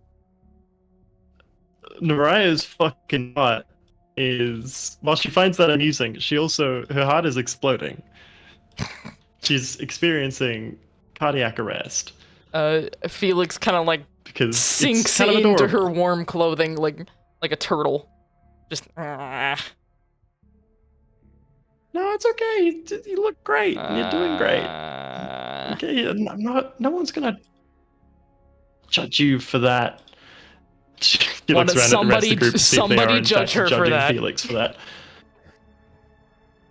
No. Sad. No, Louise. See, look, no one's judging you for that. Is Come Ansel on, you judging barely even heard Felix? it. Is Ansel judging Felix for calling Naraya Mom on accident? Nah. Sad. Would have been funny. Anywho. All right. Is Ansel wearing something warmer as well? Yeah. Yeah. Okay. I mean, he's also wearing like metal plate armor at all times. That's also like pretty fucking warm. Still. Yeah. So putting, but it also putting warm conducts heat stuff on away. under it, putting some warm stuff under it. Yeah, he's probably gonna be quite warm. It's gonna be nice. All right. He's wearing his under leathers, His under leathers. like his gambeson and such. All right. Yeah. Shanti gives Elric a little kiss goodbye, and then she turns back to all of you. All right. This hike is going to be difficult.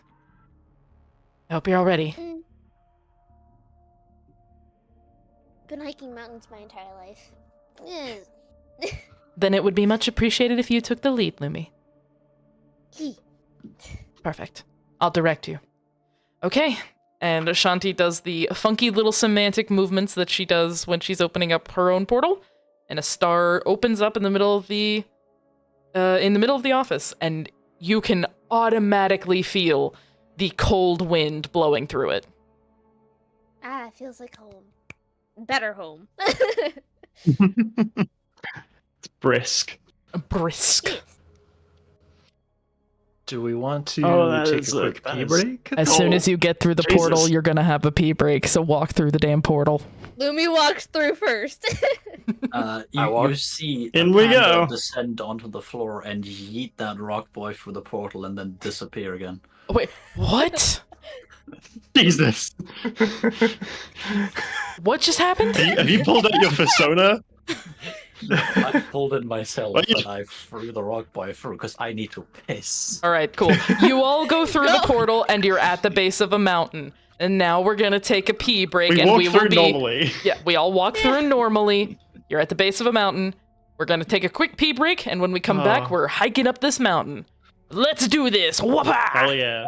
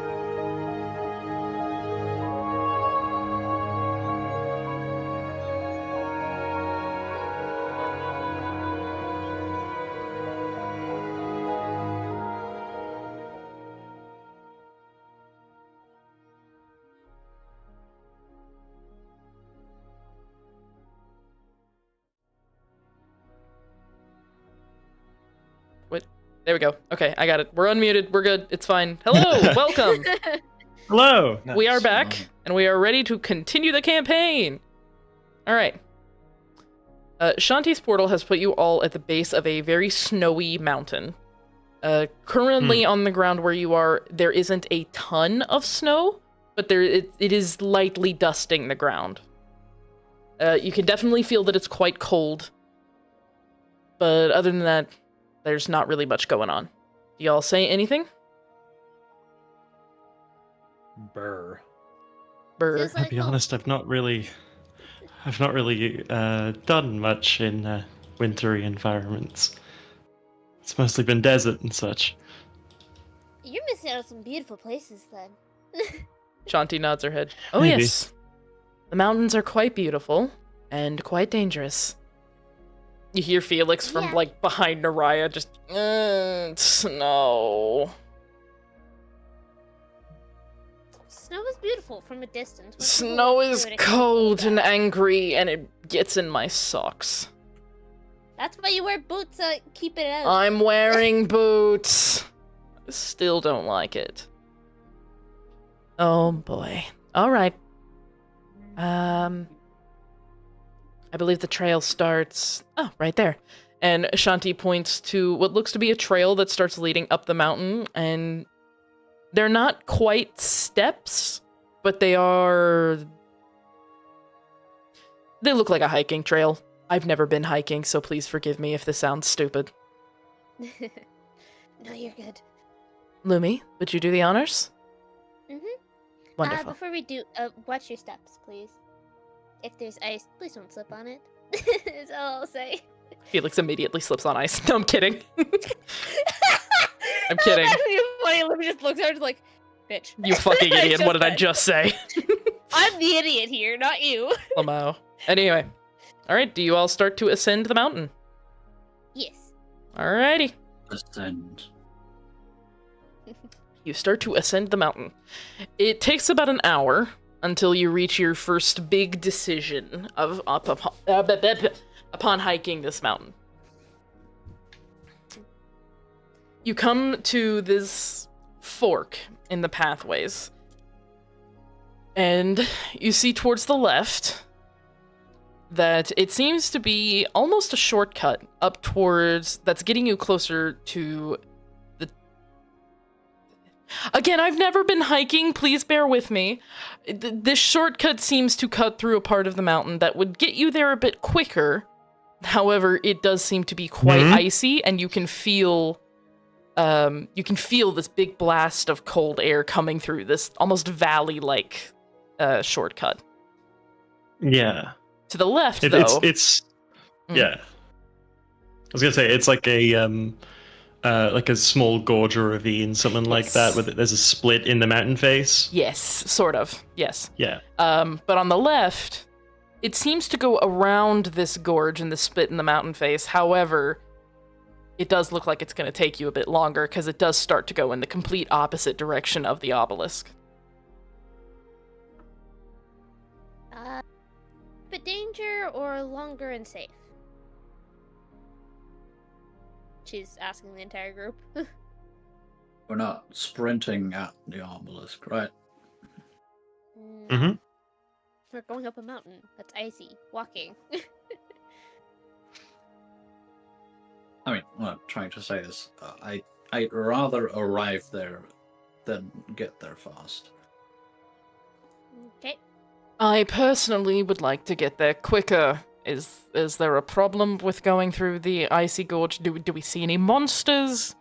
Are there signs that say no trespassing? I don't think so. I think we should go through the spooky ravine and pray that none of us crack our head on ice. Naraya, Hansel? Honestly, We're gonna I be- agree. Yeah. We're gonna be wanting to go straight up to where we need to be. And I'm no stranger to climbing around on ice. I Ooh, know woo. where you are, Hansel. Jesus Christ. Ooh, and may I say again, ma'am, woo. That was me, not Felix, by the way. All right, final vote. All in favor of going through the ravine, say aye. Aye. And then we'll add Felix to that. All in favor of going around the slow way, say aye. I. Okay, that's 3-2. Y'all are going through the Yeah, we ravine. Yay. All right, everybody, please make a dexterity saving throw. Lumi, you're the only one that has advantage. Everyone else, you have disadvantage. Fun. Oh I shit! need that. I need that 20. I got a Let's see 6. here. Still I rolled got a an 7 and I 11. went, oh, it can't be any worse than that. I rolled a 6 immediately afterwards. That's on me. Okay. Lumi, 7. you are safe. You easily navigate the ice. No issue. Makeshift, you roll one more. Oh. Whoops. Gotta click. Oh, Jesus Christ. Holy, he got advantage as well. Alright, Naraya, you slip on ice, and you do end up cutting your hand on a sharp piece of ice. You take 2 damage. 2 damage. Oh, 2 fucking damage. Meme lord. I'm just such a meme lord. Anyway. Rotsvus, you're able to keep your balance, but only just. It is a bit difficult, and you end up in certain parts having to walk like a penguin. Now we do Felix's dex save. 8 and a 19. So, yeah, Felix takes the 8, and Felix ends up slipping on ice, and she takes 4 damage from busting her knee. Okay, ouchie. Oof. Anywho, it's y'all will be fine. You have Shanti. She's like Giga and- healer. You'll be fine. Oh, that reminds me. I should probably roll for Shanti. Makeshift, can you roll for Henrik? Yes. Did Ansel already Shanti makes it. faceplant? Oh, that's right. He got a 7. Yeah, that's right. Give me 1 second. Unless he had advantage, not disadvantage, then I miss out that. Oof. Henrik also face plants, and he takes Yep. 1 damage from scraping his hand. Shanti also does. She makes it, actually. Sorry. Shanti makes it. Ansel, you do slip on the ice, but because you're wearing armor, you only take 1 damage. Nice. Okay. Was going faster worth it, Felix? I swear to God, I'm going to chop you up, and I'm going to eat you as stew. I don't know. You're not doing that. She's just making very uncomfortable cat noises. Ugh. I hate this stupid thing. Whatever. Let's just keep going. Agreed. Alright. As long as nobody's too badly injured. Good. I can heal you all once we reach the actual obelisk. Don't worry. Alright. Well, congratulations. You've just cut your journey. Not in half, but you have reduced it quite a decent amount. You all hike up the mountain even further. And after about another 2 hours, you're starting to feel the effects of climbing higher up into the atmosphere. Naraya, your masks, would they be able to help in this situation? Or are they purely If not- protective? They are generally protective in the sense of for respiration, so they could be used for like the purposes of like warmth. Okay. But yeah, no. Okay. Then everyone do me a favor and make a con save. Do I still have Yes, advantage or no? Lumi, you will have advantage on all of these rolls going up the mountain since you grew up here and this is your territory.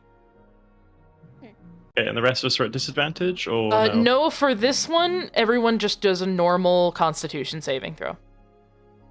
God damn it! I rolled another 7, but I got 11 total. Okay. The same here, just with a 15 total. Okay. And Whoop-Pow con save. And Felix. I'm just gonna roll Felix in roll 20. Okay, cool. Everybody made above a 10. Good. While you can feel the effects of the air getting a bit thinner, it does not hinder your ability to go forward. You can feel it, it's not comfortable, but it does not hinder your ability to continue going on. Does that make sense? Yes. Yep. Wonderful. Okay, Henrik got an 11. Nice. And Shanti got a... Oh, Shanti's fine. She's a god, she's fine. That's a 20. Not a nat 20, but a 20. Alright. Cool. Alright. It's getting longer and longer into this hike, and it feels painful. Your legs are sore. Breathing is not hard, but it is noticeable at this point. You start to come up, and you're getting closer to the point. You're actually starting to be able to see parts of the obelisk in the distance. Oh, good. Yeah, it's great. You come along It's in sight. a very spooky area of this mountain. It's thin. It's not. Y'all know those roads on a mountain where there's only one lane? And the cars gotta drive around Yeah. each other? It's like that, but for people. Y'all all have to walk in a single file, or you will slip. As you traverse this specific part of the hike, you come around a corner, and immediately, Lumi, you are the first one to see a sleeping, young blue dragon. What do you do? Immediately going to stealth quietly and kind of like motion with her hand downwards as if to crouch Okay. to everybody. I'm not even gonna make anybody roll for that. Everyone else, you see Lumi crouch down and start waving her hand behind her, telling all of you to do the same. Do you crouch? Yes. Yeah. Okay. Everyone crouches. Felix kind of peeks up over, she leans a little over trying to see past, and you just, Naraya, I'm assuming you're either standing in front or behind her. You just hear this low, oh, that is so Yeah. cool. Just in front, I think. All right. So yeah, you hear from behind you, Felix quietly freaking out about a blue dragon. Oh, damn. Unfortunately, this blue dragon does seem to be blocking your path.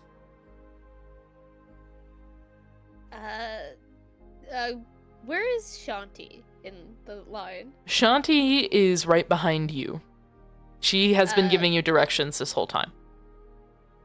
Lumi is going to look at her and go, "Is there a chance you could handle it?" I can attempt to. I have talked with some of the dragons up here before.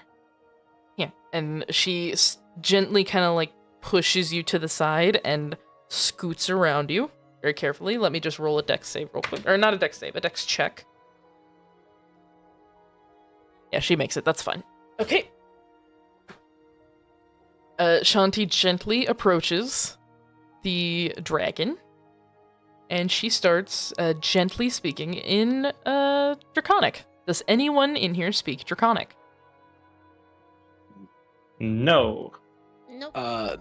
No, but Henrik does. Henrik speaks Draconic. Okay. So Henrik will be the only one that understands this conversation. But Shanti approaches the sleeping blue dragon, and the first thing she says to the dragon is, "Your scales are quite lovely." The dragon lifts its head and slowly, blinks its eyes at Shanti. And it kind of ruffles a bit before settling, and it looks at her. And the only person that understands this is Henrik. But it responds with a, "Oh, the denizen of creation. No. No, creation has the short hair. You're close. We are related. Which one are you?" "I am Shanti, denizen of eternity." "Ah, eternity. My mother speaks highly of eternity. What do you want? I was napping. We just want safe passage right beside you. My entire group. And then we will leave you alone and you may go right back to sleep. We won't even be coming back down this way.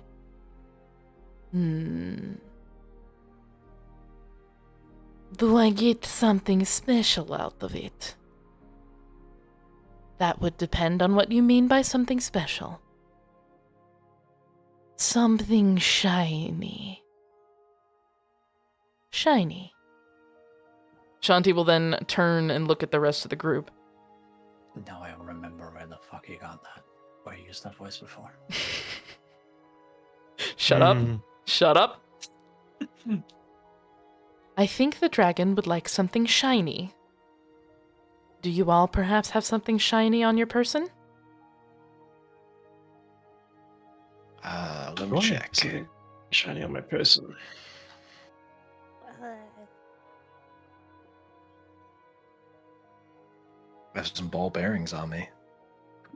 Are they shiny? Oh yeah, they're shiny. Alright, that'll work. Henrik, do you have anything shiny? I think I still have, let me see here. Yep, these feathers. They're glossy enough that they should count as shiny.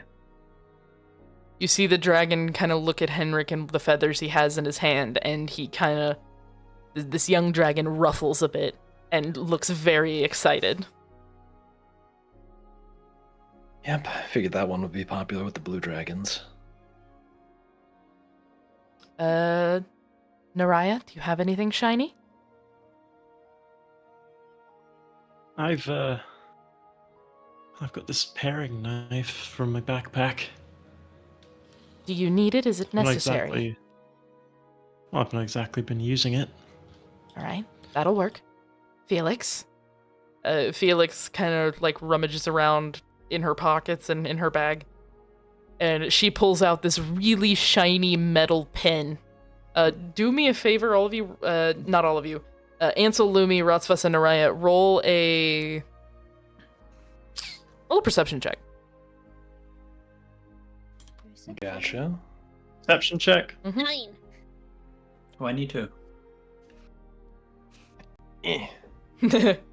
23. 18. Everyone but Lumi, you recognize this pin as it was definitely a pin Elric had been using during the week. No. She definitely yoinked it at some point. Yes, Makeshift, all of my British characters will hate yours. It's just tradition now. Lol. It's not that she hates him, she just was like, pen, mine. Yes, that will work quite nicely, and if you would, please keep your fingers off my husband's things. Thank you. Rotsvas, do you have anything shiny? I have a dagger I don't need anymore. And he will procure a almost ceremonial looking dagger. Oh my. Which both... Actually, no.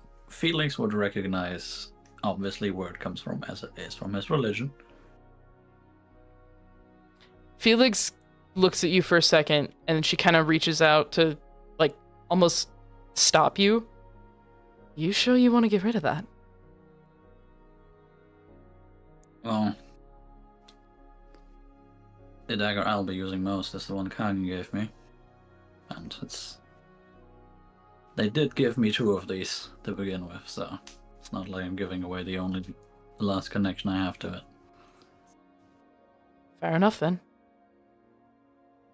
And she will remove her hand. Shanti looks at everyone and gives a nod, and she herself will reach into her hair and remove one of the hair ornaments that she has been wearing. It's one of her nicer ones. It's shaped like a star, and it has a nice jewel in like the center of it. All right, we have something shiny for you. Good, it's shiny. And the young dragon digs its claws into the side of the cliff, and it will shift so that there is enough room for everyone to pass while handing them their shiny objects. Shanti will go through first and put her hairpin into the dragon's claw. And as soon as she puts it into the dragon's claw, this tiny little burst of colorful lights happens, and the hairpin is gone. Lovely. All right. Who's next? Lumi pulling out one of her shiny stones she's got. Oh, right, Lumi. Probably a gem. My apologies. Probably a gem. That's fine. It's probably a gem that she doesn't know what it is. Probably like an amethyst or something. She's gonna put it in and walk by. Nice. You put it into the hand of the dragon, and the dragon speaks to you in very, very accented, heavy common, or at least the common you can understand. Very pretty. And it too will disappear in a flash of colorful lights. Lumi will go stand by Shanti. Who's next? I've not given her the knife. You have not. Lovely. There you are. It's unused too, but it's nice and sharp. Should be good for any purposes you may need it for. Very sharp. Good for food. Food, carving, whatever else you may need it for. Claws good for carving. No, that's fair enough. All right. The dagger will disappear in a flash of pretty lights. Lovely. Next. Oh wait, next would be Felix. Felix walks up and puts the... What did I say? Oh right, the pen. She puts the pen in the dragon's hand and looks at the dragon for a second. The dragon kind of looks at her. You... excited? I can smell. Yep, excited. Love dragons. Very cool. Thank you. And the dragon will accept the pen, flash of lights, and Felix goes on through. Next. Rasvas will step forward and dagger already in hand with a sheath. Will quickly pull it out, essentially to present it. A dagger from the religion of my home. It has seen some blood, but it mostly holds ceremonial value. It is shiny. Blood does not ruin shiny thing. And the dragon will Rasvas accept it. Not, but put it back in its sheath and put it in the dragon's claw. All right. The dragon will accept it, and it poofs. The dragon accepted it. Next. Either Ansel or Henrik. Oh, I thought Ansel. Okay. Ansel's gonna walk up to it, and he's gonna pull a ball bearing out of one of his bags of ball bearings. He's gonna offer it to the dragon. Ah, a ball bearing. Perfect for marble game. And he just plops it on the ground next to the other things. Have you been paying attention? Makeshift. No, he's probably got a video he's watching. I Asshole. am not watching a video. Asshole. Oh, what My are you doing bad. then? Asshole. Either way, you put it in the dragon's claw, and it poofs away in a flash of pretty lights. Thank you. You're welcome, you ADHD motherfucker. Next is And Henrik.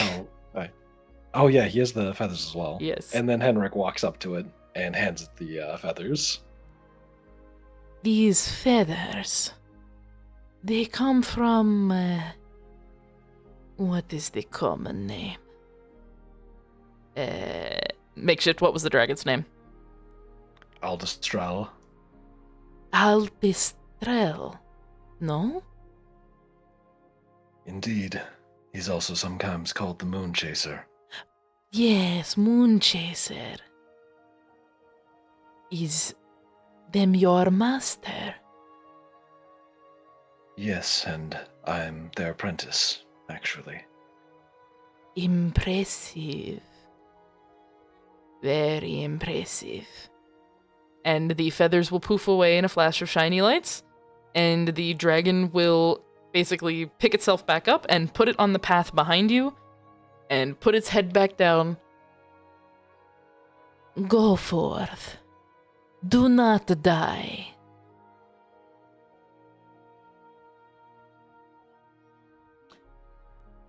Well, that was That seems ominous. like an instruction. Well, an order from a dragon we should probably follow. All right, Lumi, lead the way. Mm. She starts walking. It does just seem like a good idea, to be fair. Not dying or following Lumi? Not dying. Following Lumi as well, though. Nice. All right, you guys have made it past the blue dragon without combat. Thank you. Alrighty. Hey! Yay! Thanks for not fighting. Literally- It's We didn't literally fuck a it. teenager. It would be just. Please don't kill teenagers. Oh, thank God we don't have angels here. It would have died. It would have died, yeah. Oh my god. Love you, I angels. understood that reference. I understood that reference. All right, Captain America, calm down. All right. You said blue dragon. I went, oh, Shanti. We have Shanti here. You do. She talks at us. She can. Eternity, all space and time. She knows every language. Mhm. Not every language, but she knows the majority of languages. Anywho, She's getting there. she's getting there. She'll learn eventually. She still needs to learn a 2010 slang, so we'll get there. Anywho, all right, because you took the ravine, you guys are quickly approaching the top of the mountain. You notice the air does get a little bit thinner. A little bit, but it gets a lot thinner. But you're still able to breathe properly somewhat, as long as you don't overexert. And yeah, y'all are almost at the obelisk. Lovely. Well, what else is there for us to do, really? Keep walking. Get there. Yeah, just keep going. Let's get there. We Let's have a get up slight the hill. problem. Oh Yes. no. The weather. It's changing. I'm a bit worried that storm might be a bit closer than I had originally thought. Henrik, you said you can mimic magic, right? Indeed, yes. Is it a consistent thing? As if I were to cast and hold up a shield around the obelisk, could you aid me in that? Well, yes, as long as you keep casting it. Okay. We may need to do that.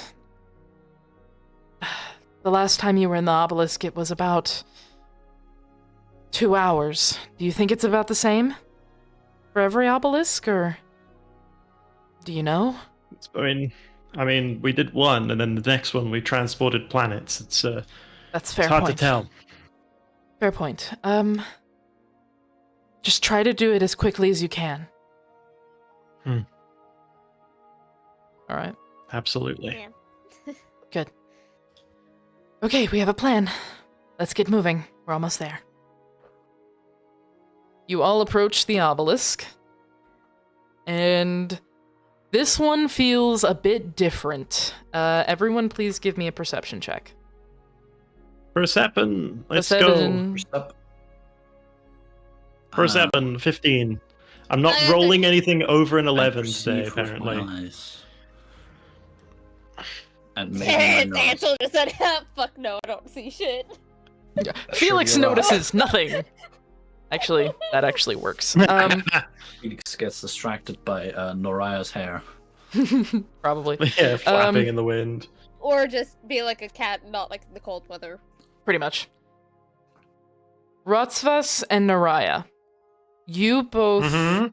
are aware that this feels a lot different than the other obelisks. It feels warmer, almost inviting, and you can hear faint whispers coming from the obelisk itself. You can't make out if they're saying anything specifically, but you know that they are there. For... I have to look at this again. For Felix, Lumi... No, yeah, Felix, Lumi, and Ansel.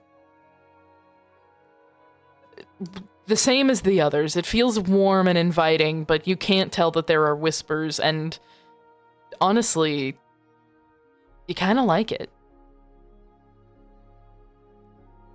Something's wrong with this obelisk. What do you mean, I don't know. wrong? It seems a lot more pleasant than the last few. Yeah, exactly. It's warmer. Yeah, Feels inviting. that's the point. What do you mean that's the That point? is- It's just warm. Maybe it's the magic or something. Do you hear Here? anything like amongst that? Feels like something's trying to say something. No. Is the skeleton man stalking you again? No, it doesn't feel like that. It doesn't feel like a threat. It feels like it's trying to bring Invite us in. You know, if it feels like it's like someone reeling in a catch with a fish. That's what it feels like. Like the warmth, the comfort is what's it? The lure. It's a lure. It's a lure. Okay, then I trust you, so I guess we gotta be extra cautious on this one. That has always been be cautious. I mean, yeah, but Yeah. usually an enemy you know is worse than the one you don't, or whatever that quote is. Mm. Okay. Isn't that the truth? Shanti steps forward. As soon as you go in, we'll put the shield up. Like I said, try to get in and out as fast as possible. That storm is not far. Be safe. He was. I'll be alright. Do you all Thank you, Miss Johnson. enter the obelisk? Yes. Yes. Yes. I'm ready. You ready? I'm ready. You all enter the obelisk, and it doesn't feel anything like entering these has before. It almost feels like you're enveloped in a warm, thick, heavy blanket. Not suffocating, but comfortable and warm. You're feeling extremely sleepy, almost. As if you've had a nice meal, and everything feels good and calm. And Yeah. quicker than you've ever felt before, you fall asleep. As you were walking. There's no falling, no hitting the ground, nothing. Just unconsciousness. Naraya, I'm going to start with you. Naraya, you awaken in a very cozy cabin, in a nice bed, with a quilted blanket over you, and sunlight streaming in through an open window. You can hear the sounds of chickens outside, and even the sound of a slightly annoyed goat. What do you do?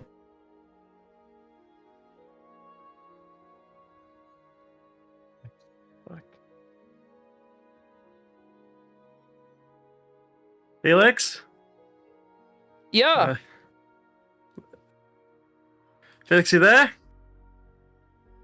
The door to your room opens, and in comes Felix.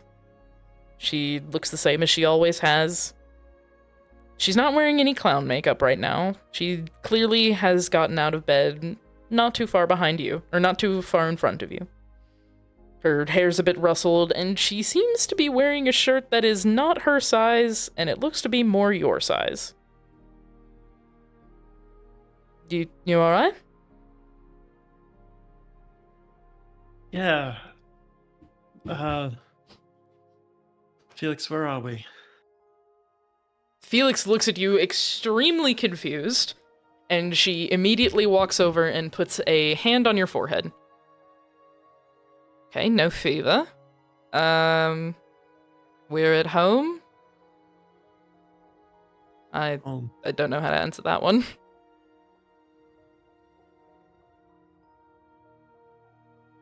when did we get here? How long have we been here? We moved here like 4... No. 5... Oh my god, it's been 5 years. Holy shit. Yeah, we moved here 5 years ago. Did you have a nightmare or something? Felix, darling. Yes, I maybe. I'm a little disoriented. The obelisks, you remember them, right? Obelisks? The whole thing where we ended up, sorry, I think I might have hit my mic there, where we were traveling between different realms and such like that. Do you remember that? No, sorry. Have you been reading books again? Did Fenrir bring you one of the weird books from his travels?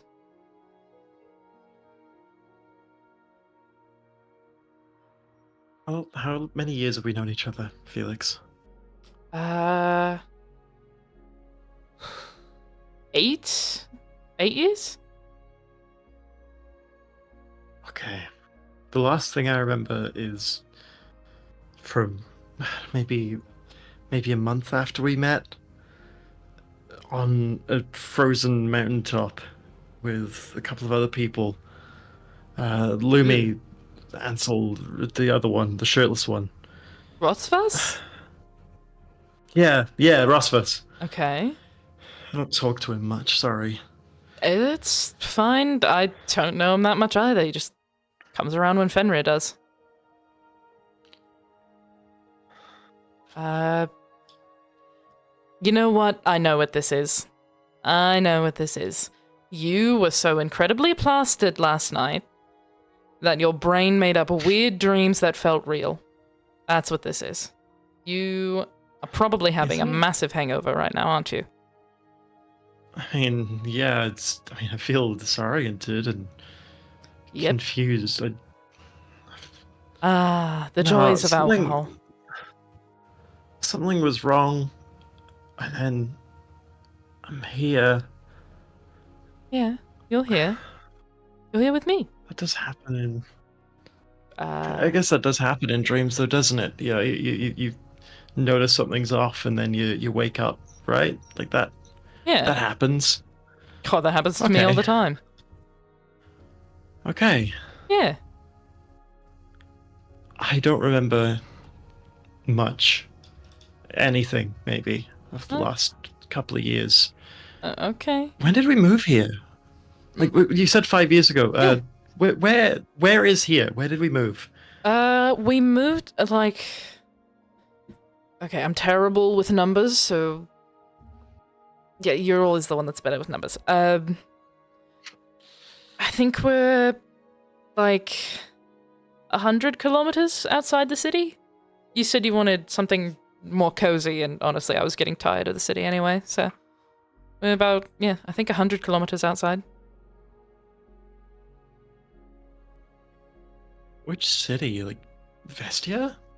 Yeah, Vestia. It's not here right now. No, but where it is. Yeah, the platform and everything. Okay. Yeah, you said you wanted to stay close, that way you could, check up on the business and everything whenever it was here. Yeah, okay. Oh, all right. Yeah. That's the masks and everything that I sell. Yeah. Sorry, I must have had something else last night. You must have. Are you forgetting your award? That you're getting in like a week? Your award? Yes. Yeah. That's why your family's coming over tonight? We're having dinner, celebrating your award? My family? Yeah? Your mum, your dad, No. siblings? They're coming over for dinner? I was panicking about it last night. Ansel made me a drink, and then you had a drink, and then we all had drinks, and I think at some point we ended up playing strip poker. Felix, Hmm? you say my business. What do I do with my business? You make protective equipment? Okay. Why do I make protective equipment? There was an accident, and lucky for them, you were able to distribute a bunch of PPE in time. Saved a lot of people. Felix, Yeah? this was a good attempt. What do you mean attempt? Felix, I make PPE because my family died. I make the stuff that I do because it would have saved their lives. Everything I do has been about their death. Okay, I don't know that whether dream must have you're- done a number on you, hun. Your family is very much alive. No. I should know because your brother punched me in the face the first time we met. Don't try it on. Listen to me. What? I know you're either my Felix and you're very confused, or you're not my Felix at all. You aren't here. This isn't real. If it is real, it's not my reality. My family is dead. And they have been for a very long time. Okay. Sweetheart, I'm going to need you to do me a favor. Just go feed the goats. That's all you gotta do. I will finish breakfast. You feed the goats. We can sit down and have a chat about this. Because it seems last night did a number on you.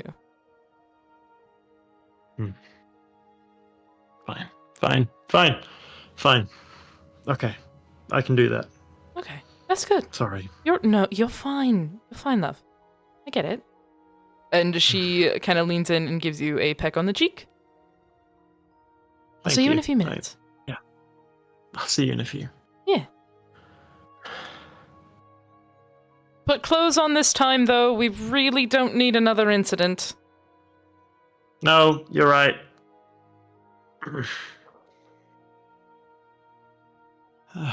Shit. The first thing that Naraya wants to do, because it's what she does when she has nightmares and flashbacks about what happened, is she looks for holes in the dream, like clock faces that never tell the same time twice, or even remotely close. Those sort of inconsistencies, the usual ones they tell people to look for if you're lucid dreaming or what have you. So as she's getting ready, she's poking around for inconsistencies, trying to spot things from the corner of her vision or what have you.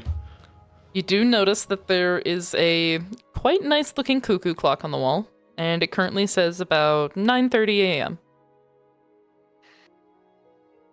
As Naraya looks away to pop her shirt on, she looks away and pops her shirt on, and then looks back at the clock face.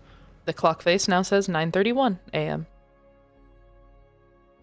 Okay. Oh, shit. Oh no, this might be real. Okay.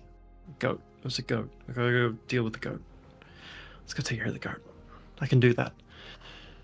She gets up and she goes out to feed the animals, figuring out where things are along the way. You walk out of the bedroom, and you notice that the layout seems to be It's small. It's a small cabin, but it's not uncomfortable. It's cozy. Perfect for two people. Yeah. You walk down the hallway. Exactly what she wants. Exactly. It's exactly what she wants. You walk down a hallway. To the left is the kitchen. To the right is what looks to be kind of a living room-esque area. There's a dining table that seems to have been pushed together with another table and mismatched chairs. Mm. And you come out of the front door, and you see a little bit in front of you and to the right, there's a large chicken coop with some chickens running around. And next to the chicken coop, there's a pen. And there are 3 goats in it. One is smaller, brown, looks to be not a newborn, but quite young. There's another older one that's mostly black, and he's got some white spots on his face. And then there's another one that is pure white with some red eyes and seems to be albino. And this one seems to be quite older and not interested in the antics of the young one that's running around and jumping on and off of the black one's back.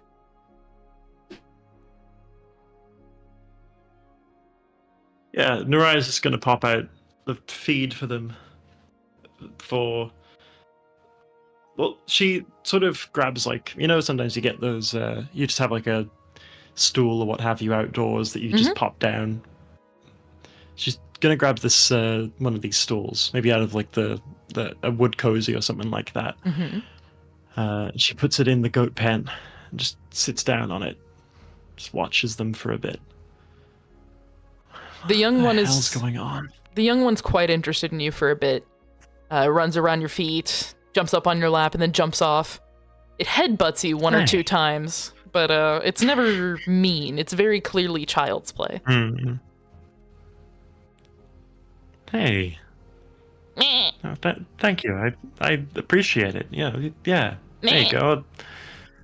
And I just sort of, as the goat sort of tries to shove me, I grab him by the horns and I grab one of his horns and shove him off to the other side. Just playing back at him. Yeah. There you go. Look, you go off. You go hang out with the others. There you go. It runs off and it starts to chase a chicken that's been like running back and forth in its pen, and so it runs along the side of the pen, chasing it as well. The white goat gets up from where it was laying and it comes over to you, and it just sits next to you, and it kind of leans its head against your leg. And the closer it gets, you realize it looks a lot older. How long have we had you? Meh. You're getting on, aren't you? Meh. Why the fuck don't I remember anything? It just kind of blinks at you for a second.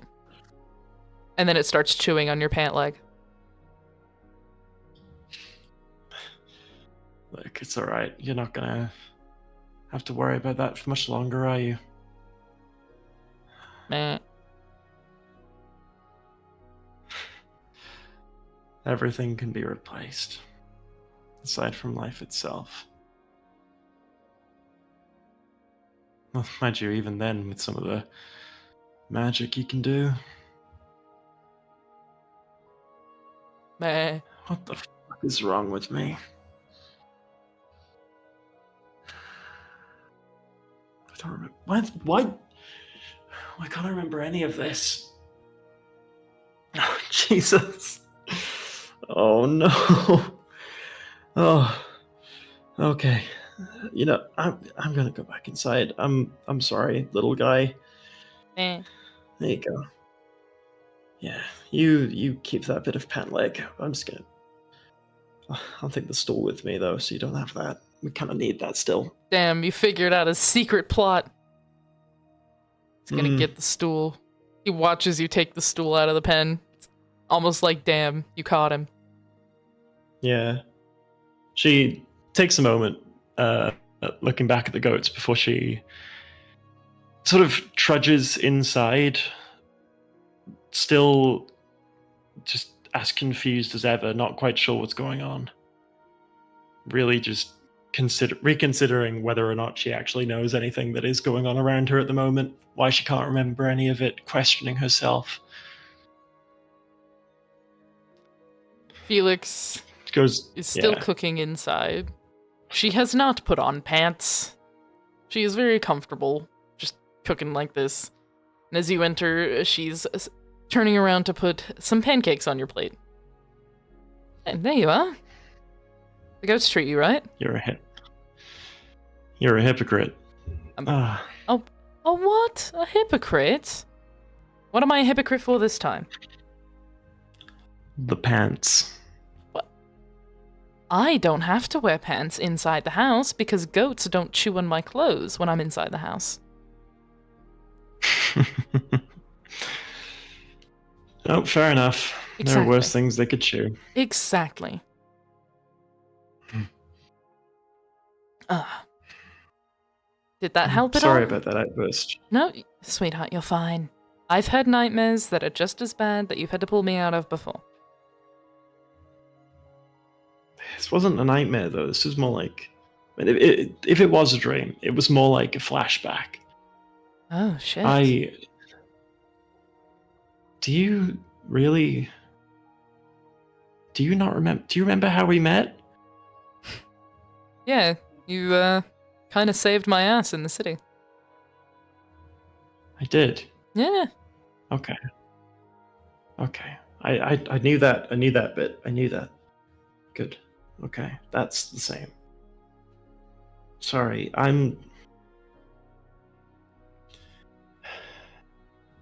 we definitely didn't go on any bloody quests or anything like that.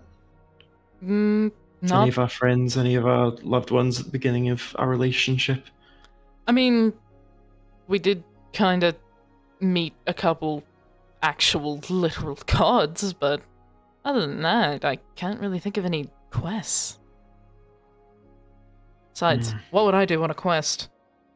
Shove my Oh, a fucking lot. tarot cards at people? Oh, you'd be pleasantly surprised, I think.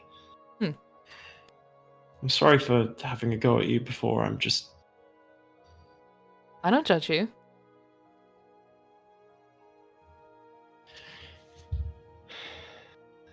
But I would recommend not telling that to your mum. She might have a conniption. I was just so certain. I remember their deaths. Dad died before I got home. I was on apprenticeship. Mum, shortly after I got home, a week or so, maybe a couple of days. I mean, didn't even get to see my sister die. I do remember you telling me they all came down with a sickness, but I mean, consider They did. Fucking brain. I'm sorry. Give me a second. I'm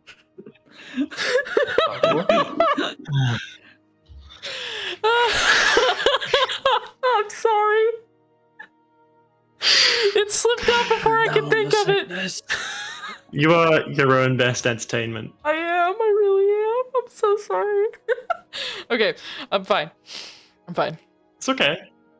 I remember you telling me they came down with something that was pretty harsh, but considering I've met them, they're still alive. Good. Good. Good. Do you know the reason why I'm... Can I tell you something? Of course, you can tell me anything. The reason I'm so doubtful about this, right, is we were a couple of... So there were these obelisks that we were clearing out. We'd been in 2 or 3 of them already, and fought our way through, and each of them would inflict some sort of feeling on us. It'd be about an aspect of our lives, anxiety, depression, that sort of thing. And we'd climbed this mountain, this like icy mountain, and as we got to the top there, as we entered this obelisk, this last one that I remember us entering, the feeling was warmth and comfort and home. It was whispering, it was talking. Other people couldn't hear it, but I could. I guess I'm still on the fence about whether or not this is even real, about whether or not this is just some aspect of that, trying to goad me in, trying to trick me so that I waste my time. And oh God, waste my time. Of course. I'd be on the fence if I were in your position. 2 hours. 2 hours, so I've got to sort this thing. That's what they said. 2 hours. Okay. There was a blizzard. A blizzard? Shanti was holding up this shield, making sure that when we left we wouldn't, die or anything. Cass, you motherfucker. Ooh, sorry. You're alright. It's... Seriously, I'd probably be doing the same thing if I were so smashed drunk that that's what I remembered. But I'm gonna go ahead and take the initiative here, and I'm gonna say no alcohol for you for a month. Is there a clock on the wall? There is. Naraya looks over up at the clock. It says 9:46 a.m.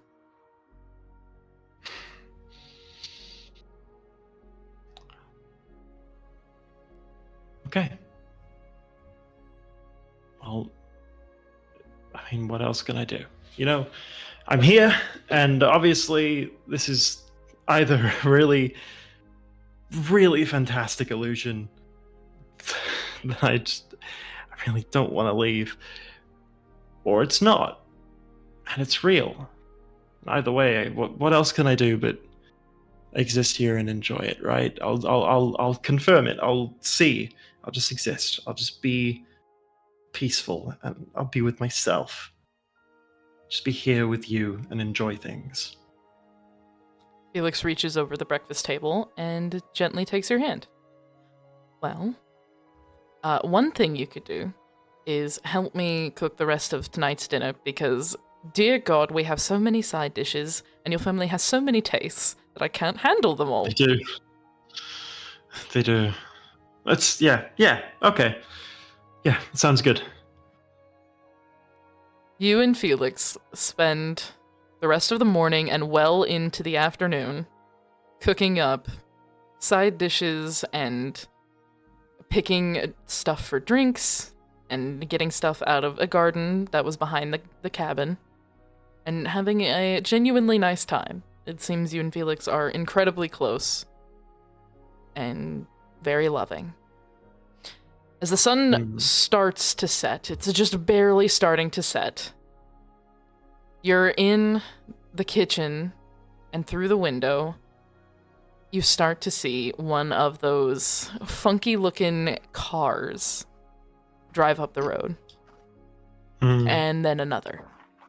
And then one more.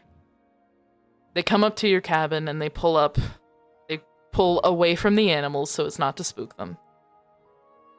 And you watch as out of these cars, your mother, your father, several siblings, and some younger children that look a lot like your siblings pile out of these cars and head for your front door.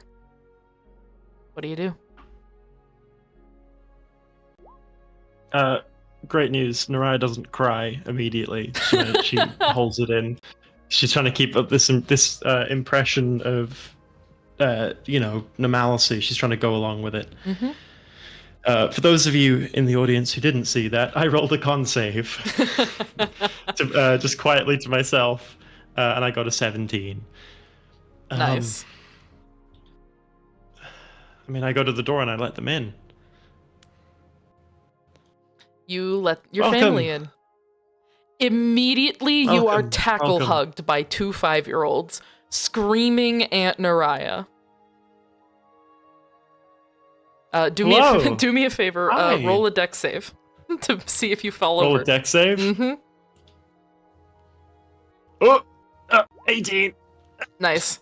You are able to stop yourself from falling over, and you catch the two 5-year-olds in a big hug. Hi. Hey. Aunt Naraya! Guess what? What is it? I lost a tooth! Oh, good for you. Yeah! Which one? Show me. Go on. The younger boy kind of like lifts his lip almost in like a hook fashion, and you see that right behind his left canine is a space where a tooth should be. But there is no tooth. He's lost his little baby tooth. Well, if you lost it, you better go find it then. Mom said I can't go find it! And your sister comes up behind this child and puts her hand on his shoulder. Because if you take it out from under your pillow, the tooth fairy won't get it. And she kind of looks up at you and gives you like a please back me up on this. Oh yeah, no. Look, look. I know the Tooth Fairies. It's against the terms of their employment contract. You know, they can't take it if it's not under your pillow. Oh, okay. And the Gotta two leave it there. boys enter your cabin, immediately distracted by Felix bringing out a box of what looks to be some kids' toys into the living room for them to play with. Your sister looks at you and she's just like, "Thank you. It has been a fight to get him to keep that under his pillow."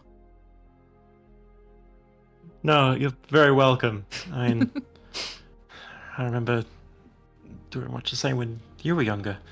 Exactly. How about you, sis? And she pulls you into a hug. I'm doing well. I'm doing really well. That's good. And she will The enter thing- and... Oh, you go ahead and finish first. I've had a thought, and I think I want to follow through with it. Okay. Mariah struggles again to not cry at that because her sister didn't get to know that Naraya was her sister, Oh. as far as she was aware. That's so Naraya's just like been punched in the emotional gut with that. Trying desperately not to, like, she was already experiencing Mm-hmm. because of what you're fucking doing. He smiles. But that has just absolutely punched her right in the stomach.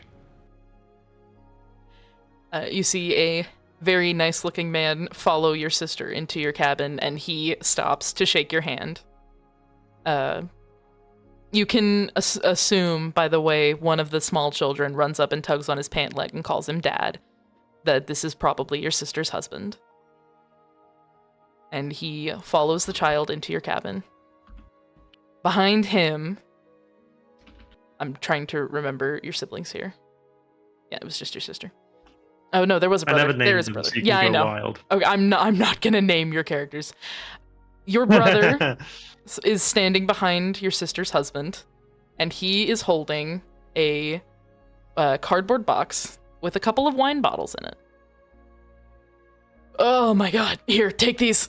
Oh, I can't hold them anymore. I had to hold them the whole way here. Oh, take them, take them, take It's them, funny take to them. think you're even.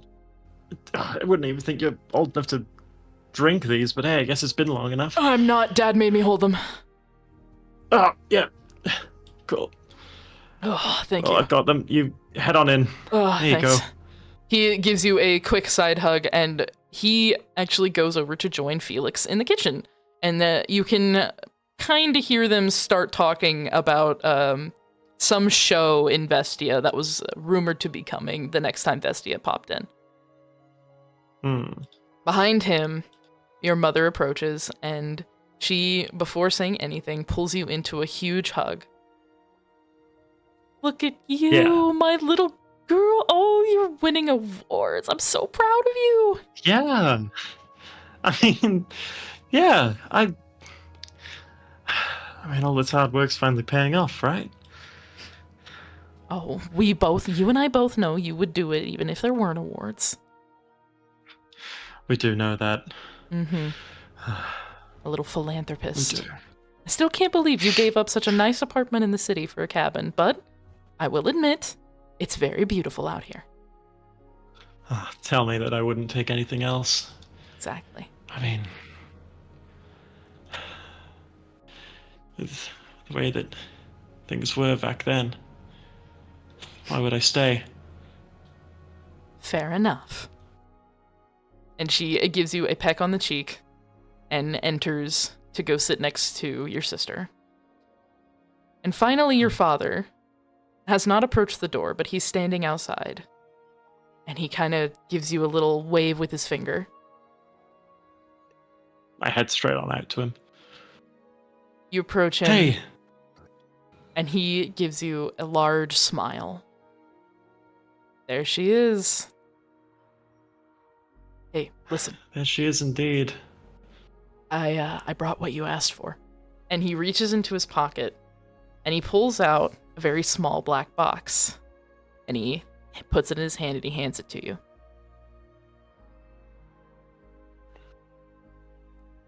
Thank you. Thank you. Naraya takes a hold of it quickly and pops it in her pocket. Damn. Ain't even gonna check it. You confident. No, I trust you. Well, thank you. I think I sized it to her finger just right. But, yeah, I Well, I didn't, mean, I you didn't got have her actual measurements for me. Yeah, exactly. That's why I Didn't you? trust him. Yeah. Should be fine then. Yeah. Thank you so much. No problem. And he pulls you in for a big old dad hug, like those really good dad hugs. Naraya does let out a solitary couple of tears quietly with that. Stuff that her father could probably pass off as because of, what's been handed to her, rather than any other reason. He rubs your back a bit and gives you those dad pats, and he goes, God, kiddo, I am so proud of you. Hush, don't say that. I'm gonna say it. Oh no. And I'm gonna say it again. I am proud of you. Other people would take the money and the fame and the very nice girlfriend, and they'd become narcissistic, selfish assholes, only caring about themselves. No. Not my daughter. Thank you. Really. And You're I did it all for you guys. You know that. I did it all for you. I'll do it all again. You're a good kid, Naraya. I'm glad you're my daughter. Me too. Me too. Now come on, let's go inside. I can smell the food that she's been cooking in there, and dear God, I'm hungry. Yeah, you go on ahead a moment. I'm gonna take a second here. Of course. Take your time. And he gives you one more pat on the back before heading inside. Naraya turns away from the house, pulls the little box out of her pocket, and has a look at the contents. You open up the Has a box, peek.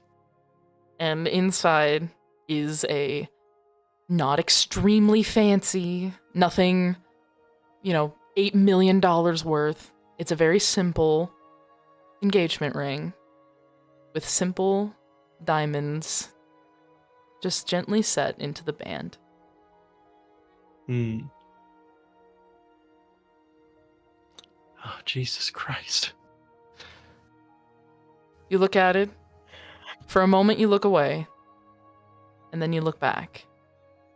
And something is off. The ring box is almost melting in your hand. But you don't feel anything. It doesn't feel like slime. There's no heat. It just feels wavy and wrong. You could choose to ignore it, or you could focus on it. It is up to you.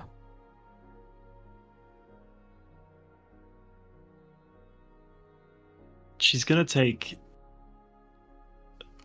one nice and long look at the cabin, and then back down at the box in her hand, which she notices is still wavy. She holds on to that knowledge. She holds on to that feeling and that knowledge, but approaches the house once more. But she pokes her head in and just says to them all,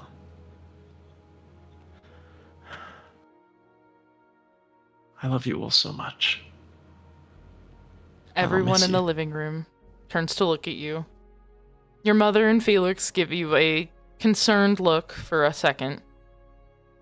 The kids shout that they love you too. I look over at my mother and father. I am so damn proud to be your kid. And I need you to know that every day I think about that. I am absolutely delighted that I got to be your child.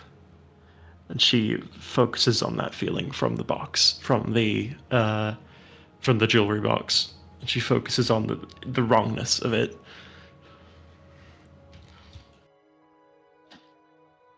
The last thing that you hear clearly is Felix asking you what was wrong. And as soon as those words leave her lips, everything starts to melt the same way that the feeling in the box did. It starts to melt and drift away, and it's almost like an oil spill on the road. Everything is wrong and wavy, and it's not good. It almost makes you nauseous. A feeling of sharpness starts to appear in your wrists and around your waist. And just as quick as you fell asleep walking into the obelisk, you awaken. And you seem to be trapped in a hedge. You seem to be bound by sharp, thorny vines. Fuck. Oh, shit. Naraya has woken up sobbing. Oh, I'm sorry. Just. I'm really not. I'm not sorry. Good.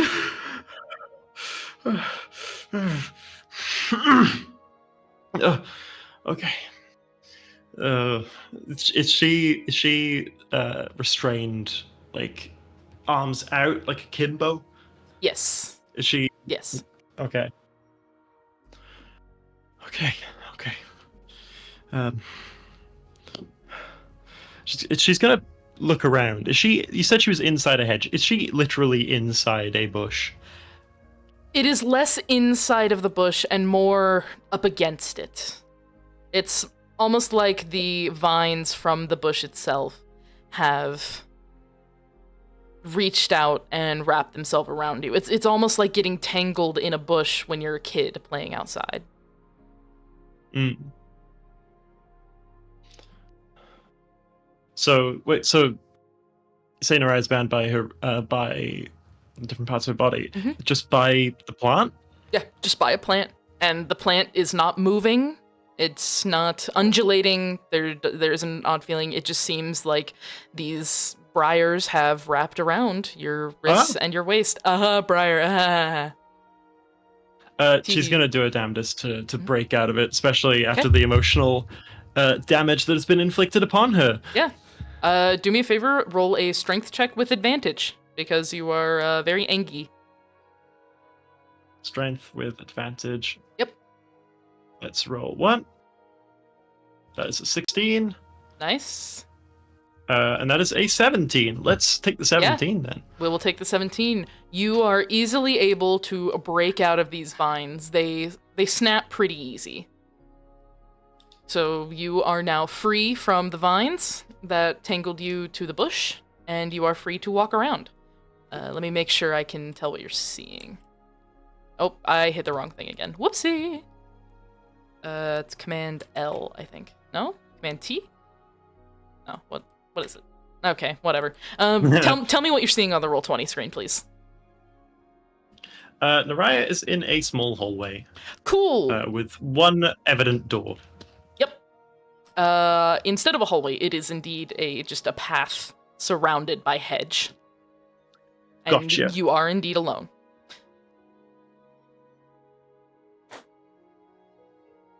Lovely. Is that my cue to continue? Yes, that is your switching cue over? to continue. Lovely. Yeah. We're doing this differently. That's okay. She's gonna pop herself through each of these entrances. She can only see this door here through this hallway. Yep. Correct. Welcome to the hedge maze. Okay. Oh shit, Arostvus. You entered into this hallway, and through the darkness, you can see a shape that is also bound against a hedge. Yeah. Rotsvus, Yes. you awaken in a much different way. When you come just to... a Yes, go for it. Sorry, just a heads up, Raya. I'm getting a thing here where if I stand at the end of this hallway, I actually can't see like this bit here. I think Yep. it might be to do with the lighting shader and Yep. some altitude stuff. I know. Yep, that's all good. Cool. You're not All supposed good. to see I just wanted parts to of check it. that was. The good news is That's all after you good. have Naraya, or after you have Rotsvus has dark vision, so Cool. you'll be able to be led around by him. All right. That's all that's good. right. I did want to turn on one quick thing though. Boop. Dynamic lighting. Explorer mode. My apologies. That should leave some shit revealed to you. I'm just gonna move this around real quick. There you go. Does that reveal anything? I Kind mean, of. yeah, I can see down to like here, just in a straight line, but I Good. don't. Yeah, That's fine. That's good. I can see where I've been. Yeah, that's good. That's what I want, is for you to see where you've been. Lovely. Cool. Awesome. Wonderful. Rotsvus, you awaken in a much different way. When you come to... Sorry, I have to go back to my notes. Give me one hot second. When you come to, you're sitting at a table. It's a bench table, much like... you remember that Renaissance fair? And where we sat to eat lunch? Yeah. It's a table like that. So it's a bench and a table. You seem to have fallen asleep on top of that table. You feel somebody's hand on your shoulder, gently shaking you, and calling your name. Rotsvus. Hey, Rotsvus. Yeah. Hey, there you are. Oh. You wake up, and as things start to come into clear, you're in what seems to be a mess hall, like a dining area, and there's a lot of people all dressed very similarly to you. Not exactly, and some of them have variants. You know, some people cover their entire chests, others are wearing nearly nothing. But they're all dressed very similar in similar colors to you. The man shaking your shoulder is a young man with shaggy brown hair, and he's gently shaking your shoulder. Yes. You okay? Ronsos will go for an answer, open his mouth and then close it again, and you can just see him being confused, looking around. Where am I again? What's going on? Must have been a hell of a sleep. We're at the monastery. The one you started? Uh-huh. And what are we doing apart from eating? I mean, I don't think we have anything today. There's not really any holidays. I mean, I don't know what you usually do during the day. I mostly just make sure everything's in shape. Listen, I came to get you. We have a young man who just showed up. He's not doing too hot. I was wondering if you would mind talking to him? Yeah, sure. Give me a minute to Yeah, of course. come to it fully. Yeah. We're just in the front entrance. Just down the hall. I'll wave you down when you come out of here. All right, good. I'll be right there. Okay. And the young man turns around, and he doesn't run, but he does a quick walk out of the dining hall. Rotsvus will look around himself, look at the people confused a little bit, and rub his forehead to see if he remembers anything. Unfortunately, nothing's really coming to your mind. However, as you look around, you start to see symbolism from your religion, not from the sect that you have abandoned, but from the actual books and the texts that you read.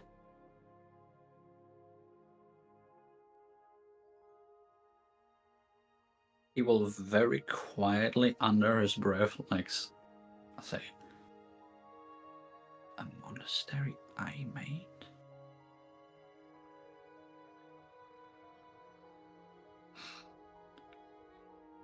Look around himself again. Look in front of him. Is there still food? Yes, there's still some food. It is not on your face. You did not faceplant into the food. The food looks healthy. It doesn't look like a 4-course grand feast, but it looks good. It looks tasty and enough to make sure someone is healthy and not suffering from any deficiencies. Ah, yes, the nondescript healthy food. I mean, there's some vegetables, and there's a bit of ham. There's some bread. You can see on the table in front of you, there's some plates and boats that have, like, seasonings. There's some butter. It seems to be breakfast time. I'm guessing I have people sitting next to me as well. Not directly. It seems like whoever was next to you has left, but there are people still sitting at this long table. Rodsvas will take the bread in his hand, stand up, and like quickly get the attention of the person that's sitting closest to him. Just say, "Can you make sure they clean this up? I need to help someone out."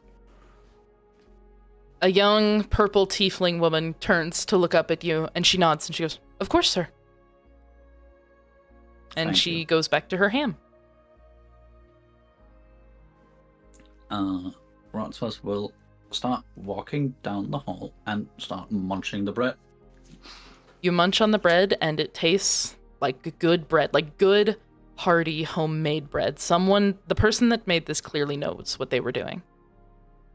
And you walk down the hall, and you are greeted by more symbolism from your religion. No effigies or statues or idols, just banners with the symbols, some carpet over some bits of the stone flooring that aren't completely fixed yet. The windows are nice and open, nothing smells. There's no blood, there's no grossness. It just seems like a normal, functioning monastery. As you walk further down the hall, the same young man that shook you awake peeks out of a doorway and waves his hand at you. Rosos will turn to him, still visibly a little bit out of it, but like, there. And walk over. You walk over to this doorway, and inside you can see a half-elven woman that is also dressed in what seems to be the clothes of your monastery, gently rubbing the back and giving a young man some water. This young man has black, short-cut hair and a bushy beard, and he seems to have just gotten done crying, from what you can tell. The man that woke you up kind of leans in and goes, "He really wants to talk to you."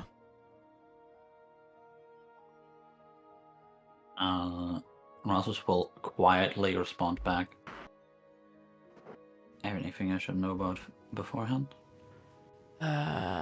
He says he journeyed all the way from, oh good god, what's that place called? Voiron, on the outside of Silinoris. Says he came all the way from there. Says he wants to fix himself. Thought he heard that this was the right place to do it. I see. Thank you. Mm-hmm. And he steps aside and lets you into the room. Rodsvas will step in, take in the room a little bit. It seems to be just a very simple, almost like a sitting room. There's a desk on the other side of the room with some scrolls on it, a bookshelf that has some nice books on it. It just seems to be a place where people would come in and sit down to have a private chat.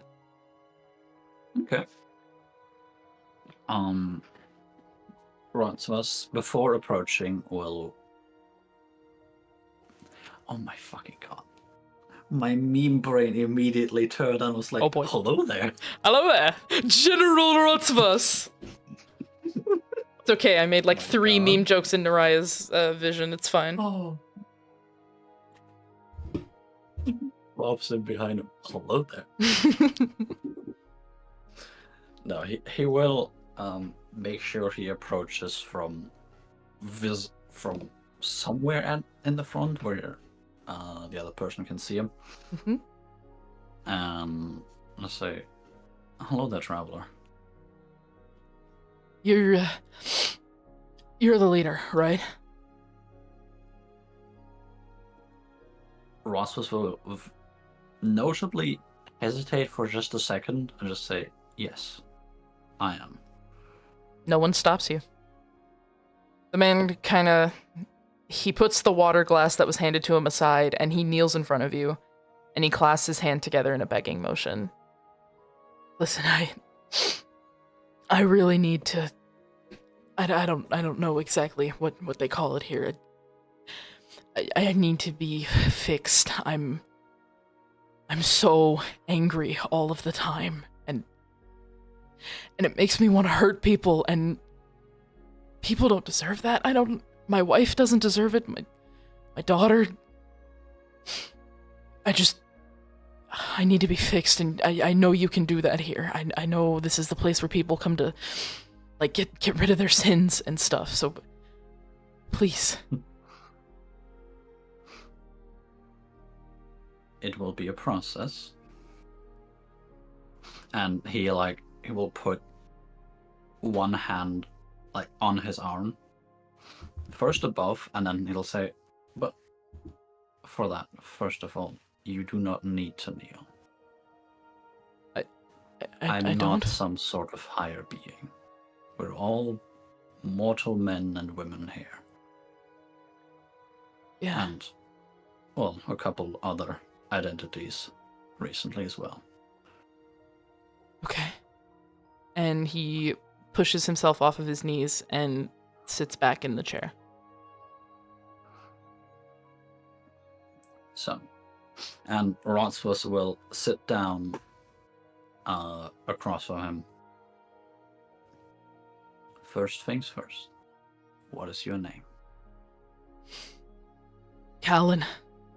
My name's Callan. Nice to meet you, Callan. My name is Rotsvus. And he will once again hesitate a little bit, lead this monastery. Yeah, I heard about the Earth Ganassi that ran this place. That indeed I am. You say you are in pain? Or you want to inflict pain? I'm so angry all the time. I've gotten into so many fights just with random guys at the bar. I need to get the anger out, but I don't want to hurt anybody.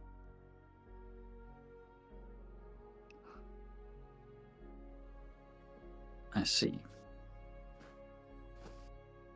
And Rotsfus will stroke his chin just a little bit and just look at the man.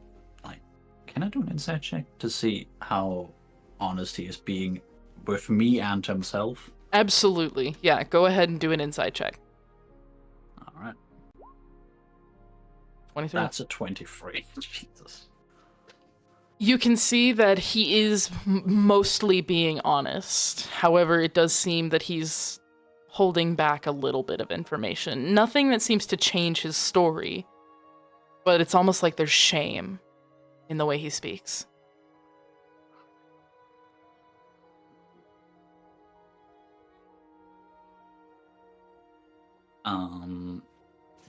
Okay. Rotsvus will kind of say, well, you have come to the right place. While I cannot say that we will fix you or whatever is causing all that anger, you can, and if you put in the effort, will learn how to control it. How to control yourself and how to control your urges to hurt people. That's all I want. I don't want to hurt people.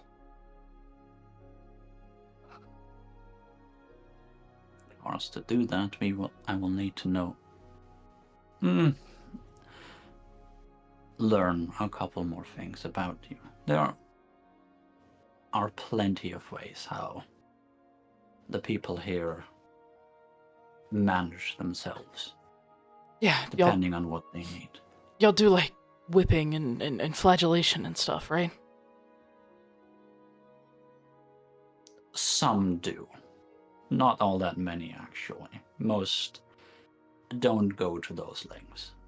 Although, if that is what you need, we will certainly make sure that you'll learn how to do it proper. Oh, okay. Didn't know there was a proper way. Flagellation does cause wounds, and one thing that one must learn is how to not get them infected. That makes sense. That's great. Yeah, that makes sense. Okay. But for the start, if you want to learn how to control your own pain, and actually let me start at the beginning of where this stems from. This self-harm. Controlled self-harm. I believe, and this is, and you see again him hesitate, why I created this monastery. Hold up, I'm getting a message.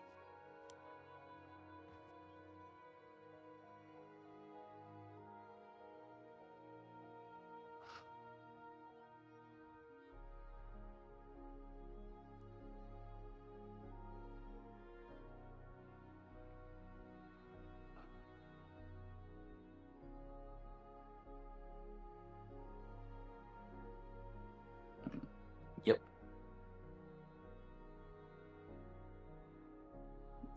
Alright.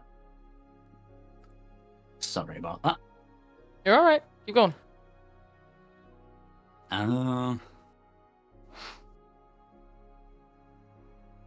I believe that one can control pain.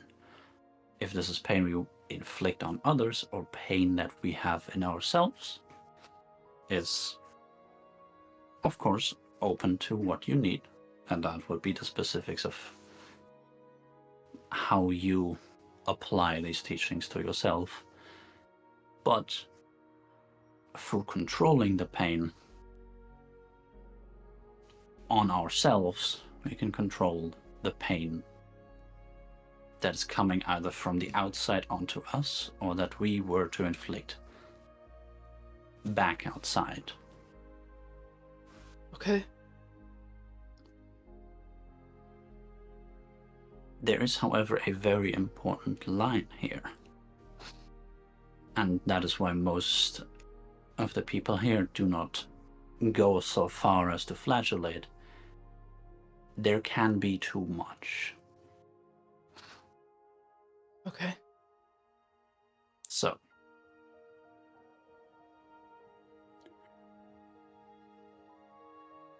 I know plenty of people that have taken this as an escape from reality.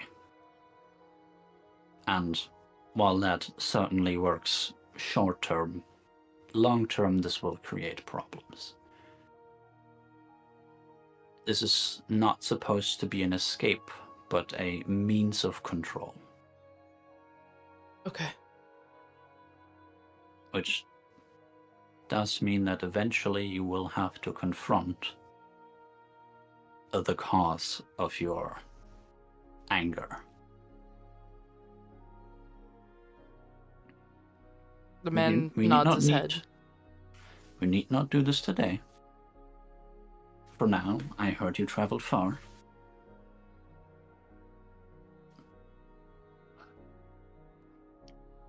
Oh, fucking damn it, Socks. I love you, Socks. You were hilarious. I just sent a fucking joke inside chat. I am sorry. Nah, keep going. You're good.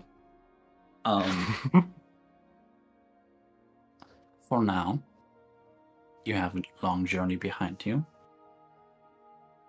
And he will look over. Is the guy that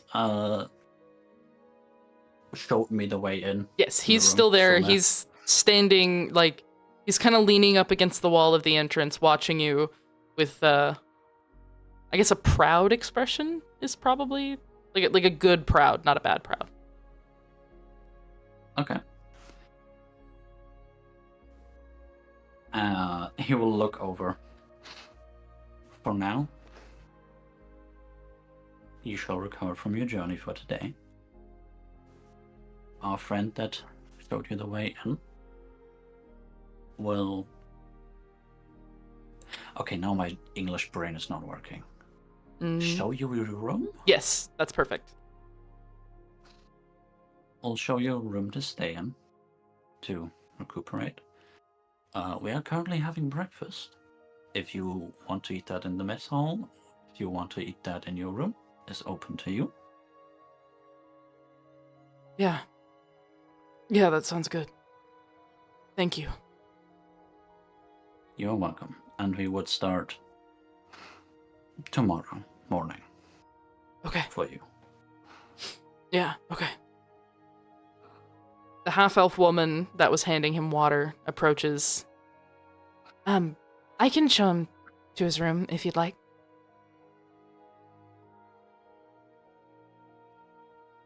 Rodsworth will stand up from his chair. If it is of no trouble to you, please go ahead. Not at all. And he will extend his hand to the man in front of him, or that was sitting across him, to help him out of the chair. Or just...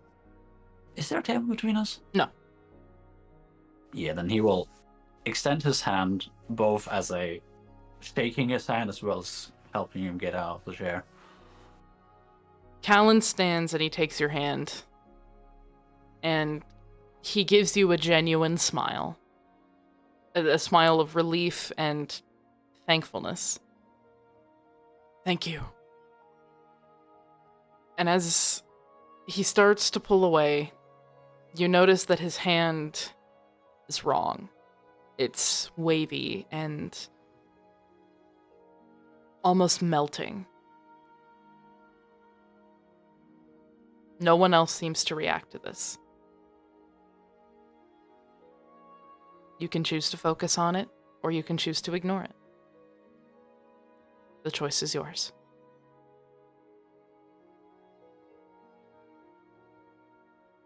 Rasmus will notice it. He will look around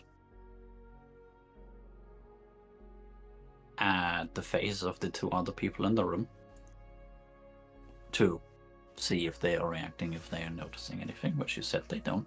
Nope. This seems to be something only you can see. He will look back at the man and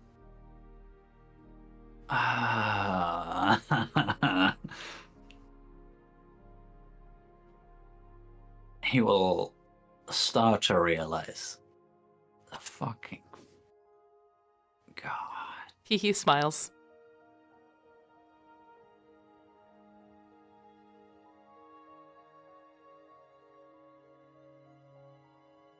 He will have a blank stare for like a full second or so.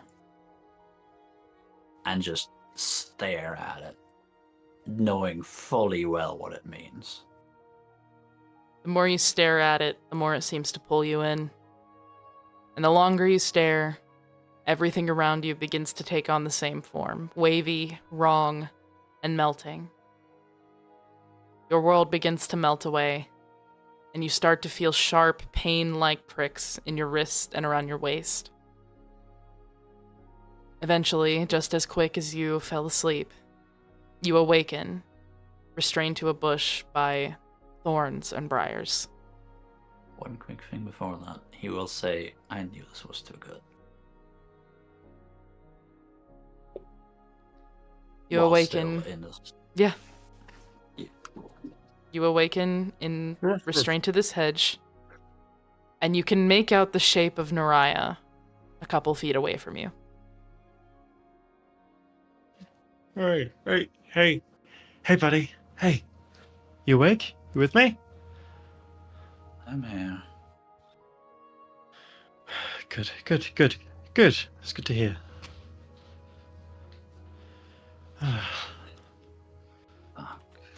Did they give you a dream or? Yeah. Way too good. Me too. Me too, buddy. God, I hate these things. Yeah, it's not great, is it? What did it give you? Everything. Oof. Everything. Oof. Everything I want to be. Shit, I'm sorry, buddy. It gave me the same. Well, We need to maybe find I'll the try to others. get it done. Yeah, well, motivation for future, I suppose. But we need to find the others. We need to find Lumi, Ansel, Felix. Yep. Am I stuck in the hedge like Noria was beforehand? Yes, you are still bound. You need to either break free or have Naraya help you break free. Either one. I want to Break break free! free. I want to break free! What would it be? Go to Strength? Yes, that would be a strength check. Alright. Ouch, that's an 8. You're able to break the one around one wrist, but the other two seem to be still good. You can make another strength check, or you can ask Naraya for help. Or you can do something completely unexpected. I'm not restraining you I here. wouldn't ask for help. He would do it again unless Noria steps in.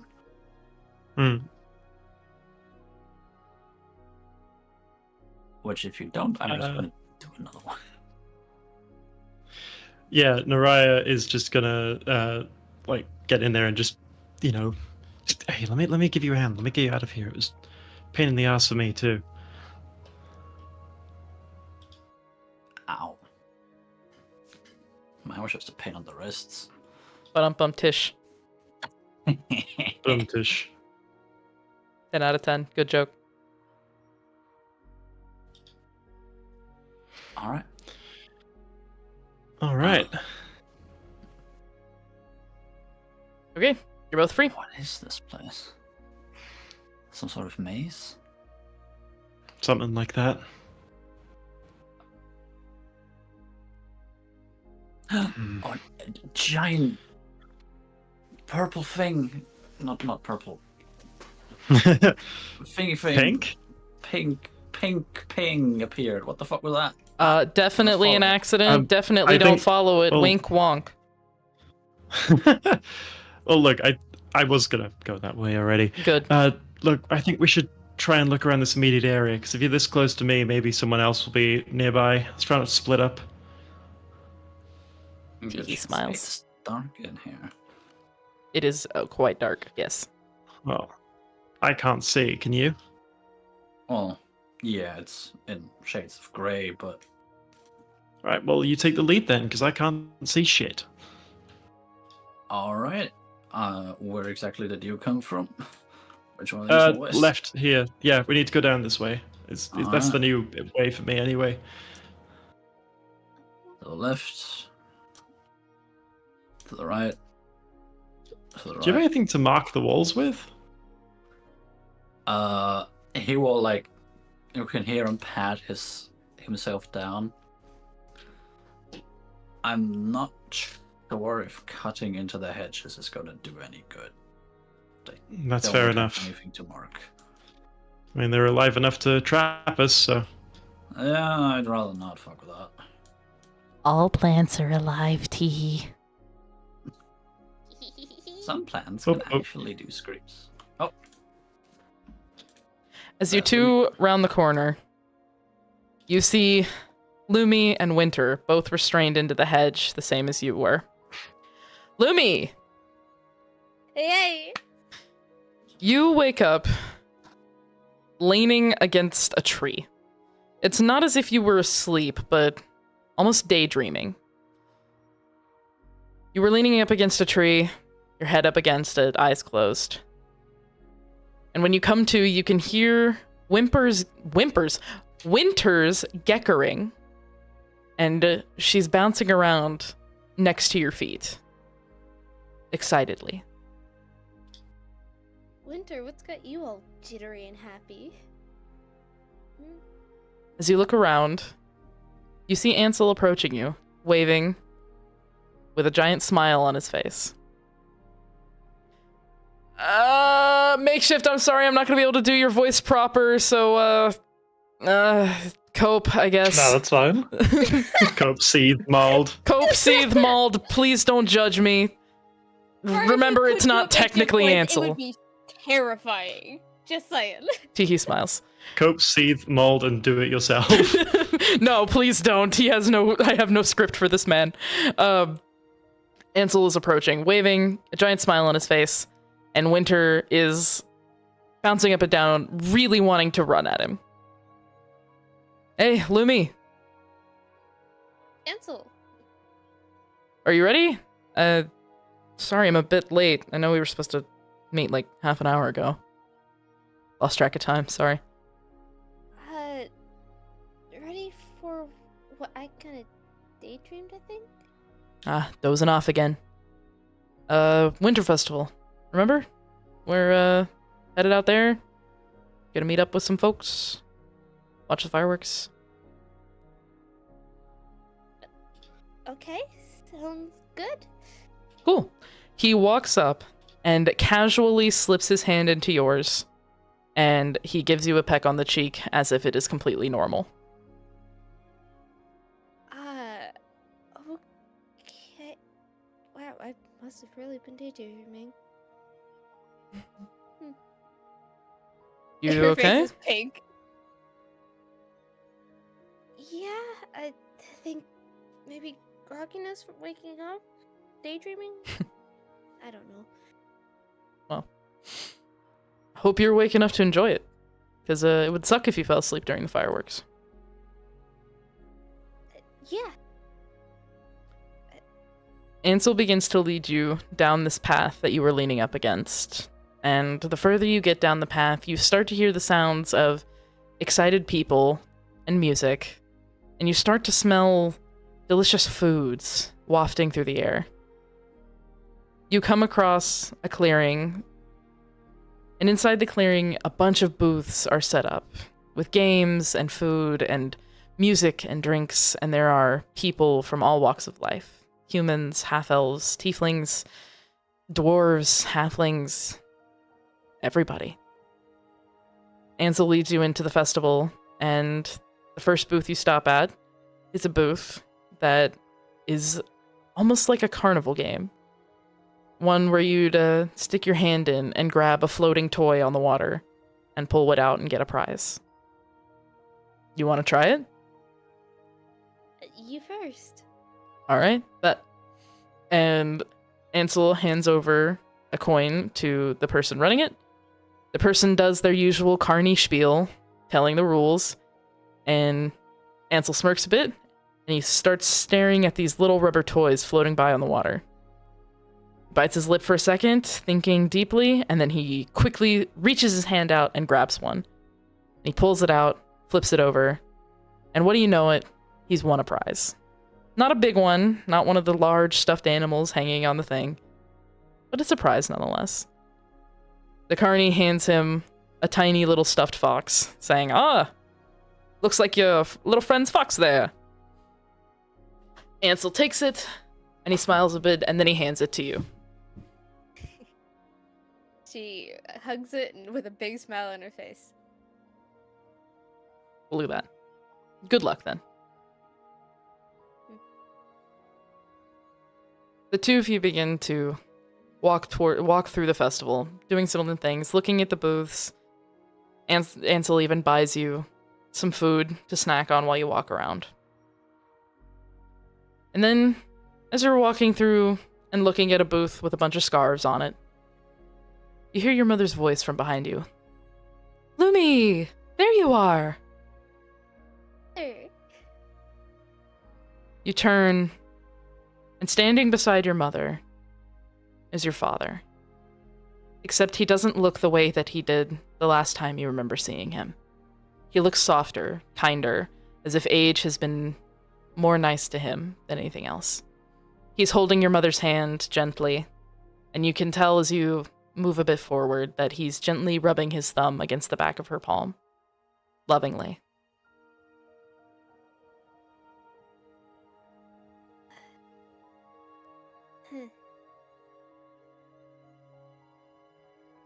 She is confused and slightly concerned. Look on her face, just more worried, just like confused. More confused of a look on her face. Lumi, are you alright?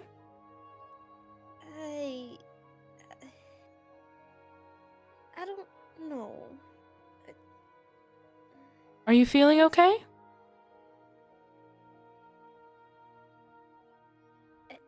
Something feels weird. And Ansel looks at you with a tilted head and a bit of concern. Is it too cold? It shouldn't be. No, it's not cold. I feel like there's something I'm forgetting.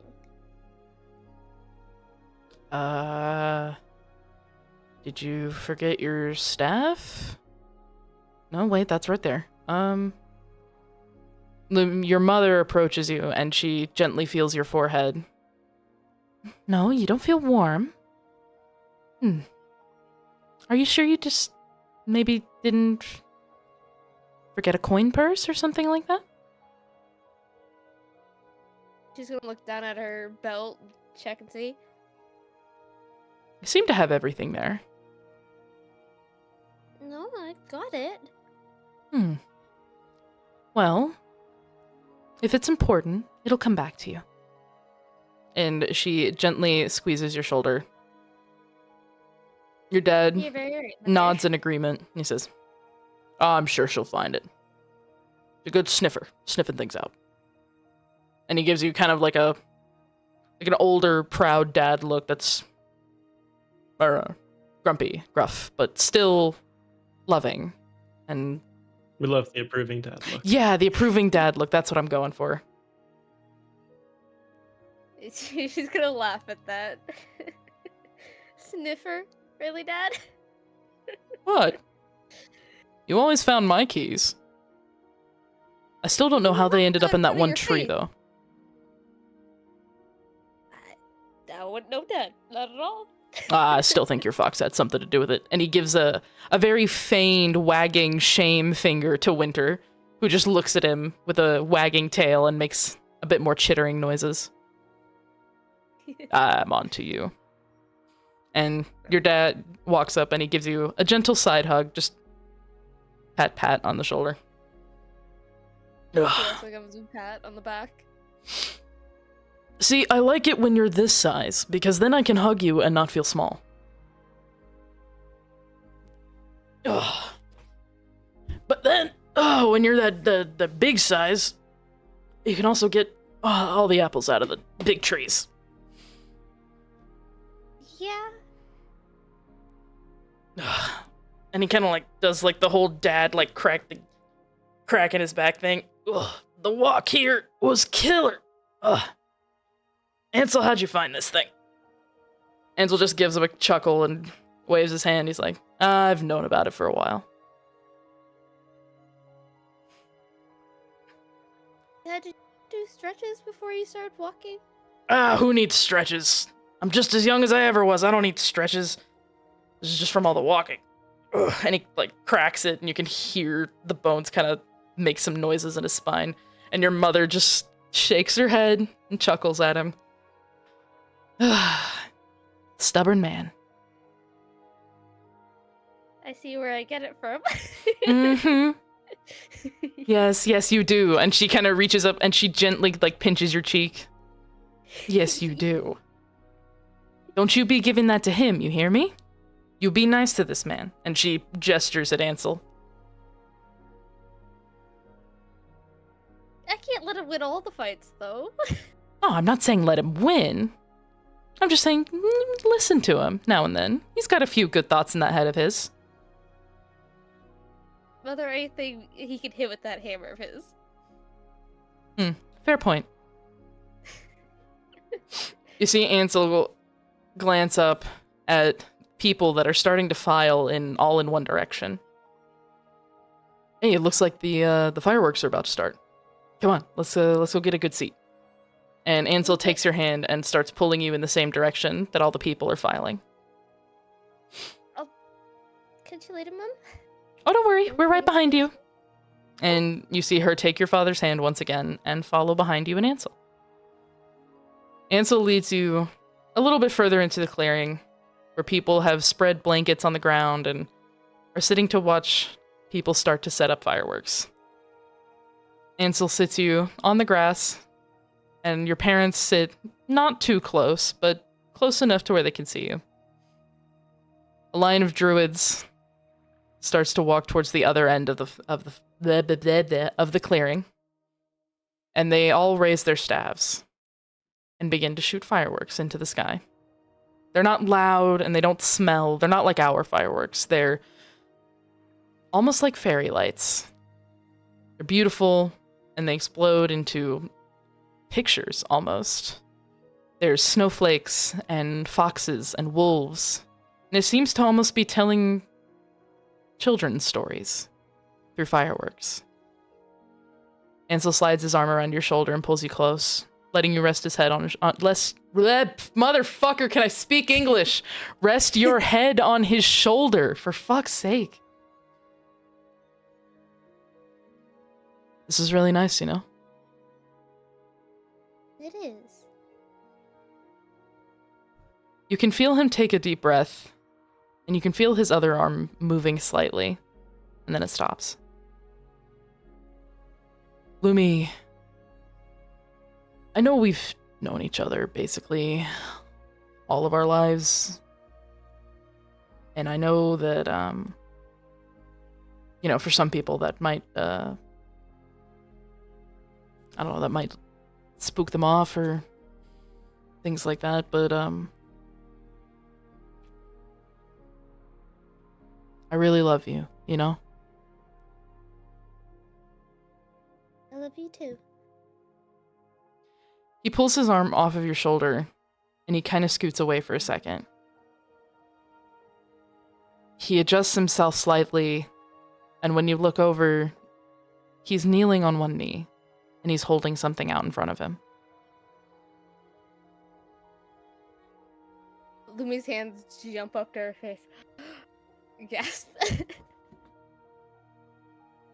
I know... Lumi, I'd like to be by your side forever. Will you marry me? And in his hand is a beautifully carved wooden ring. Knowing that metal and druids didn't really mix, it looks like he made this himself. Just for you. I hate you so much for I told you you would. I told you you would. Good. Ha ha. I am God. Wah ha ha ha. Oh shit. Oh. Oh, I could just. Oh. He smiles. Oh. Okay, sorry.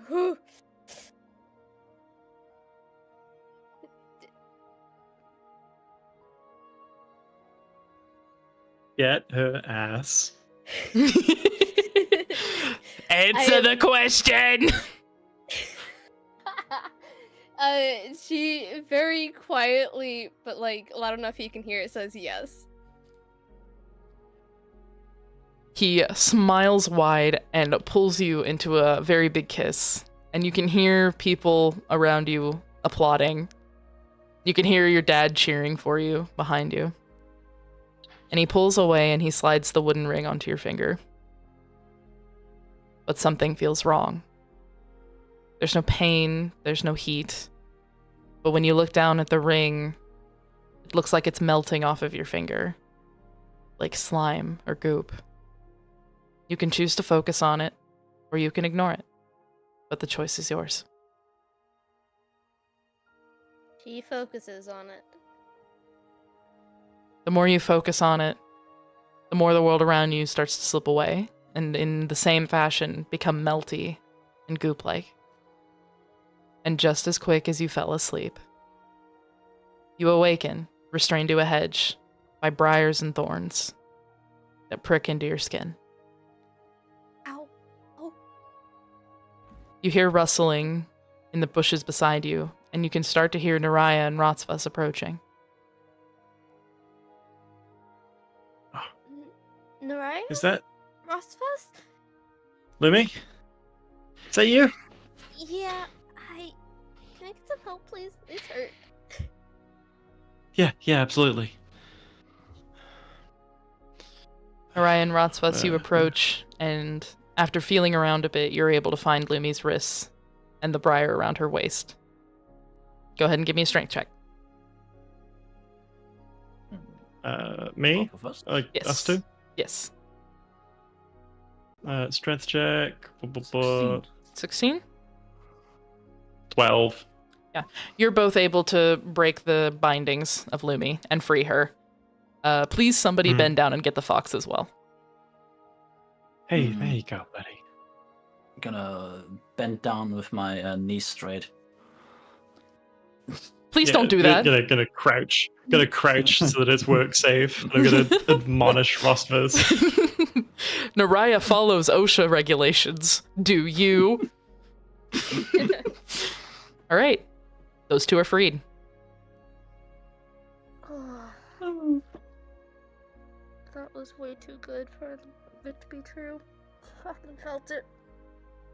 It's happened to all of us, don't worry. Or do worry if you want, that's up to you. It was red fucking flag my dad being there. Oh. Oh, shit. Oh. But it felt so nice. So much Mm-hmm. better than the shit we've been through. Teehee. Almost didn't want to leave. Ansel proposed to no. Oh, that is sweet. Please, for the love of God, give her a hug. I need somebody to hug Lumi right now, please. I'm gonna give her a hug. Thank you. Hey, Lumi's also gonna hug Nora, had- just like. I had similar. My family was there.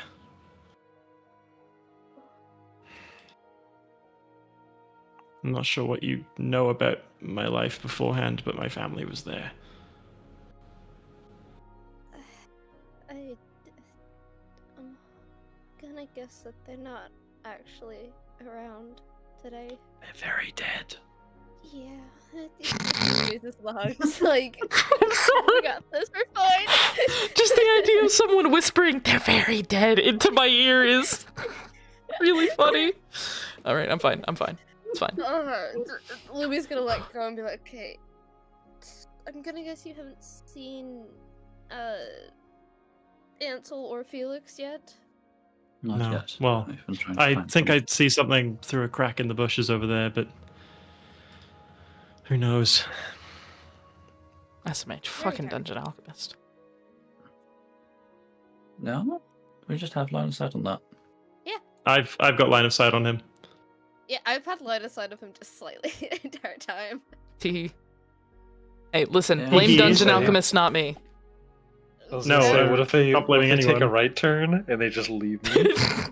Alright, let's just leave him behind. Let's just He absolutely smells a bit ignore funny Ansel. sometimes. He smells like eggs, nah.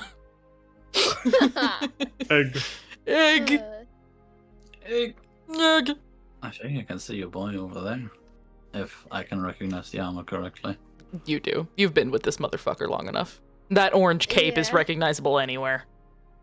That, I see that his orange feet, not his cape is cape. like it's like a sore thumb sticks out like a sore thumb. There you I'm go. English. All right, well, why don't you go over to him then instead of just standing there Let him pointing tickle at his him? toes. I just want to look at him. I want to look at his feet. You need What? feet. What? What? No one said any of that. Hang yeah, on. No, somebody did. It wasn't me. Who said that? Who said that? I said feet. Yeah. Who said? Yeah. It wasn't Yeah. me, Yasha the said person feet. who said you want to lick his feet. Yeah, I didn't say that. sure. Yeah, it was Yasha. Sure. Yeah, Yasha said that. I said Yeah. feet. Feet What was- consumers. Jesus. I said tickle, not Wrangling lick. cats. Oh my god. Oh, I Sure, love you lick guys. the feet. Anyways, you guys approach, and you see Ansel, the same as everyone else, restrained to a bush. Ansel! Yes. Once again, I cannot voice act your characters for shit because you have a very deep voice register. So deal with it, Cope L. Maltseeth. Hope. Word? Anywho. Ansel, you awaken as well. Face leaning against your fist. In a throne. A nice stone throne. One that's comfortable. It has cushions. My brother in Christ. Cease! Cease and desist, my sister! Please! No, nay. Anyway. I'll move socks for you. I can't move. There's too many lights! There's too many lights! There you go. I got this. Boom. Easy. Anywho. There you go. Yeah, you awaken on a throne. A nice cushiony throne. And, you seem to be in a nice throne room. Banners that decorate the walls bear the sigil of old Silenoris. What do you do? Ah. Well, my kind of dream. Do I see anything? Do I have like a view of any windows? You can see that at the far end of the throne room there seems to be a balcony. One that leads directly out into an overview of all of Silenoris. You can see a little bit of a skyline, but it's all very muddy in the early morning light. Time to go peep that out. I stand up and I walk over to the balcony. You walk to the balcony, and you get a beautiful view of Silenoris, grander than it has ever been. A bustling hub of farming and trade. Waking up in the morning light. The sun peeking over the horizon and casting its rays over everything in sight. Ah. I'm gonna look down. How's the railing on the balcony? How's it looking? It looks very nice. It's a mixture of stone and plant life. It looks like curated ivy has been allowed to grow over the handrails. It's quite nice. Man, the gardeners did a really good job with that. I'm glad they had that planted. As you're staring out at the view and at your guardrail, you hear someone clear their throat behind you. Who's there? You turn, and you're faced with an older man. Skinny, dressed quite nicely. Almost like a businessman.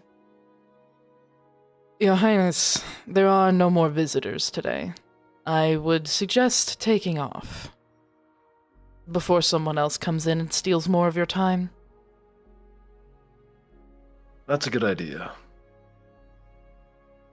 Your wife has requested that you both have lunch on the third floor balcony. What? Yeah, the third. That's my favorite balcony. She knows, sir. Well then, I'll get going there then. I would suggest it. He And seems almost bored, as if he has no care in the world that you seem to be above him, even though he addresses you with such formality. I walk past him, He's Alfred. and Yes. I make my way to whatever direction seems to be upstairs. You make your way out of the throne room and you start heading up. As you make your way through what seems to be a palace, people stop and they bow to you. Some of them do deep bows, almost like they're kissing your ass. But a lot of people just do very simple bows of their head. Some address you as your highness, my liege, good king, all that jazz. You make your way up towards the second floor, and you can start to hear the skittering of claws on a stone floor. Make a dexterity check for me. Oh. Let's see here. 6. You are looking in the wrong direction when those skittering paws approach you, and you nearly trip over a very familiar white fox. Oh. What are you doing here? Winter paws up at your leg excitedly, tail wagging and geckering like a very happy fox. Oh, how you Making doing, little- Winter? Come here, you. Creature I noises. rustle their cheeks. It makes rustle-cheeked fox noises. And then it basically tries to climb up your leg. Winter wants to be held. I absolutely pick them up. Nice. You are now holding a very fluffy white fox, and as you pick them up, you notice that Winter is shedding their winter coat. And their fur's kind of getting all over you. Well, I asked for that. Yeah, you definitely did get clowned on. Anywho. Do you continue to third floor? Indeed. All right. You make your way even further up the stairs, and eventually you find yourself on the third floor. This floor seems to be living quarters. There's very little doors, and the doors that are open seem to open into very neatly kept guest rooms. On the far end, you see a set of very large, very ornate double doors. Here's a hint, those are yours. Yeah. I'm just walk towards them, look side to side every now and then. Nobody's stopping me. Nope. One hand on that door and I push it open. You push it open to reveal a very nice but clearly lived-in room. You can see some of what seem to be your clothes, because they're your size and they're quite orange, draped over the back of a desk that is full of papers, somewhat messily sitting there. You see another desk on the other side of the room that has a lot of books and is covered in plant life and crystals.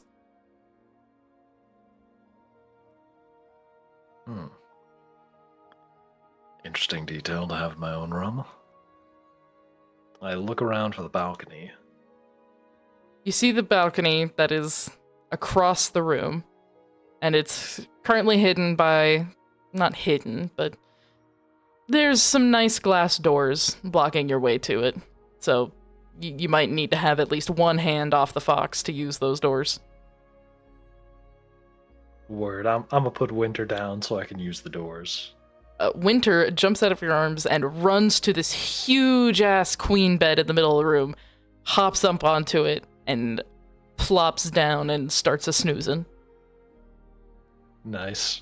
The moment you said that, I pictured those images of like motion blurred dogs going really fast. Essentially, That would yes. exactly be Winter. Fucking Mew.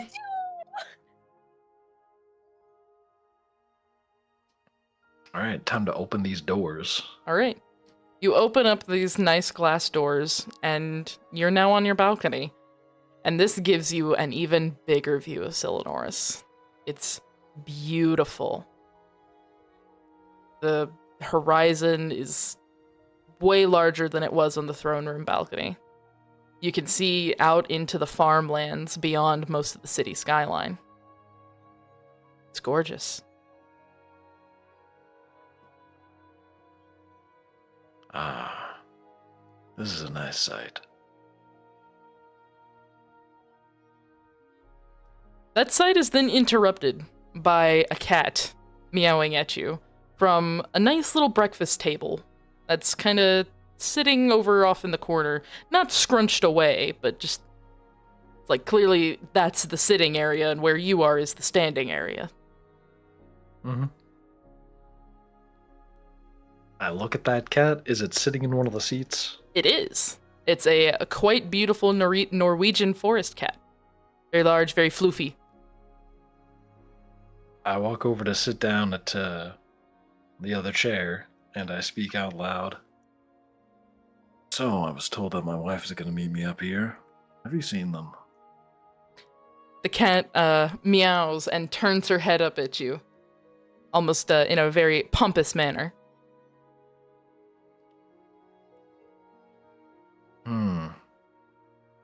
Guess that's a no. Alright, I'll go look for them. Bye. The I cat stand up for a meows, moment. jumps off of the chair, and stands in front of you. And with a bit of glowy magic, Lumi stands in front of you in similar clothes to what she normally wears, but finer, more tailored. And she's wearing a very pretty... I'm trying to make it not metal, so I have to think of what it's made out of. A pretty circlet that's not metal around her head. Really? Nice. You're gonna leave me for breakfast alone? Doofus. Just kidding. Yeah, that's what I thought. And I sit back down. She sits across from you with a smile. Although, sorry about the fox hair. Shag the winter coat and all. I don't care about fox hair. Yeah, I figured. Mm-hmm. And she starts eating. So you start eating as well. Oh, I start eating. Fuck yeah. You eat some hella nice food. It's like some very good food. All your favorites. Nice. Burger. Hamburger. Ask an American to think of the fanciest food he can. It's like that image of it's that Burger. image of remember like the Peter Parker Spider-Man and Into the Spider-Verse when he gets his Yes. first meal. It's like, He's oh, like, oh, this Yeah. place closed 5 years ago. Health code violations, yada yada yada. As the two of you eat, am I gonna have him do this? Yeah, I'm gonna have him do this. It seems funny. As the two of you eat, you start to hear the flapping of wings get a bit closer. Not heavy dragon wings, but the flapping of just common bird wings. And a pretty nice looking raven flies up and sits on your balcony, and it kind of hops about. And it stares at you. Ah, it seems we have some guests as well. I wonder who this could be.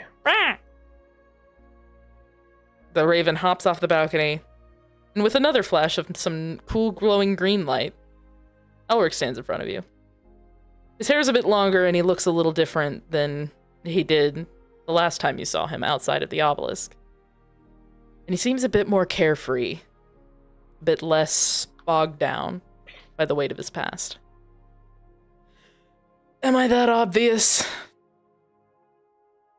Yeah, you two like to be flashy far too often in front of me. I didn't want to deal with the guards downstairs. Would have been easier. I feel the same way. But if you're going to rule this place one day, you're gonna have to learn to deal with them. He just groans, and he sits down on one of the other chairs. Hear me out. You just live forever, and then I'll never have to do that. How about that? Yeah, you might be surprised. Deal with the guards, Oh. I mean. Oh. We'll see about that. Ta-da, it's time for family dinner. Or Yay. family brunch, technically. Hmm. Yay. Ah, hell yeah. We eating some brunch. We eating some brunch in this bitch. I can't be serious with you.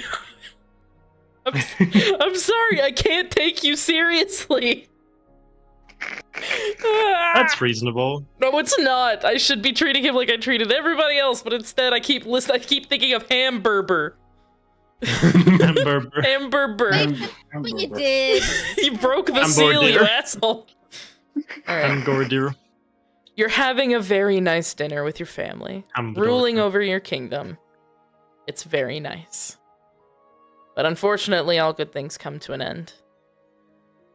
You look once again over at Silanoris, and you notice something a bit in the distance, a bit odd. There seems to be an extremely large tree that wasn't there the last 2 times you looked over your kingdom.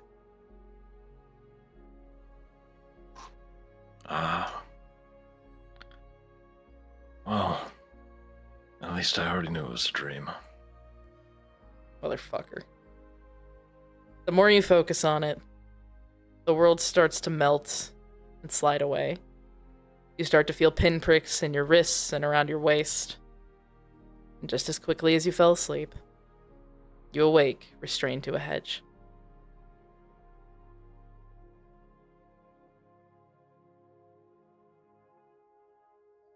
How you feeling? Ansel looks up at you and he's looking real bummed. And he goes, I wish I had appreciated them more. Back when my name was still Joseph.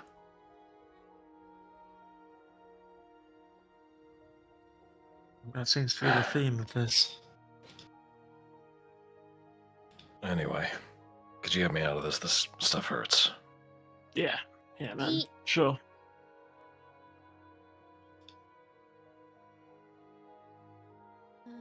I'm gonna help him get out of the Yeah, the sorry. bramble. I was staring at myself. Jesus. She's I like, got Nice. that's my man. Mine. My man, bitch, bites Vines. Rips him out. Jesus. lol. Sucks. I'm gonna need you to roll something other than a single digit. Okay, that's fair enough. Do you want to roll again? No, you're fine. I'm making a joke. You He's are having all a able bad to roll help. this time. Yeah, I know. We all have those days. You're all able to pull Ansel free from the briars and the thorns and the vines.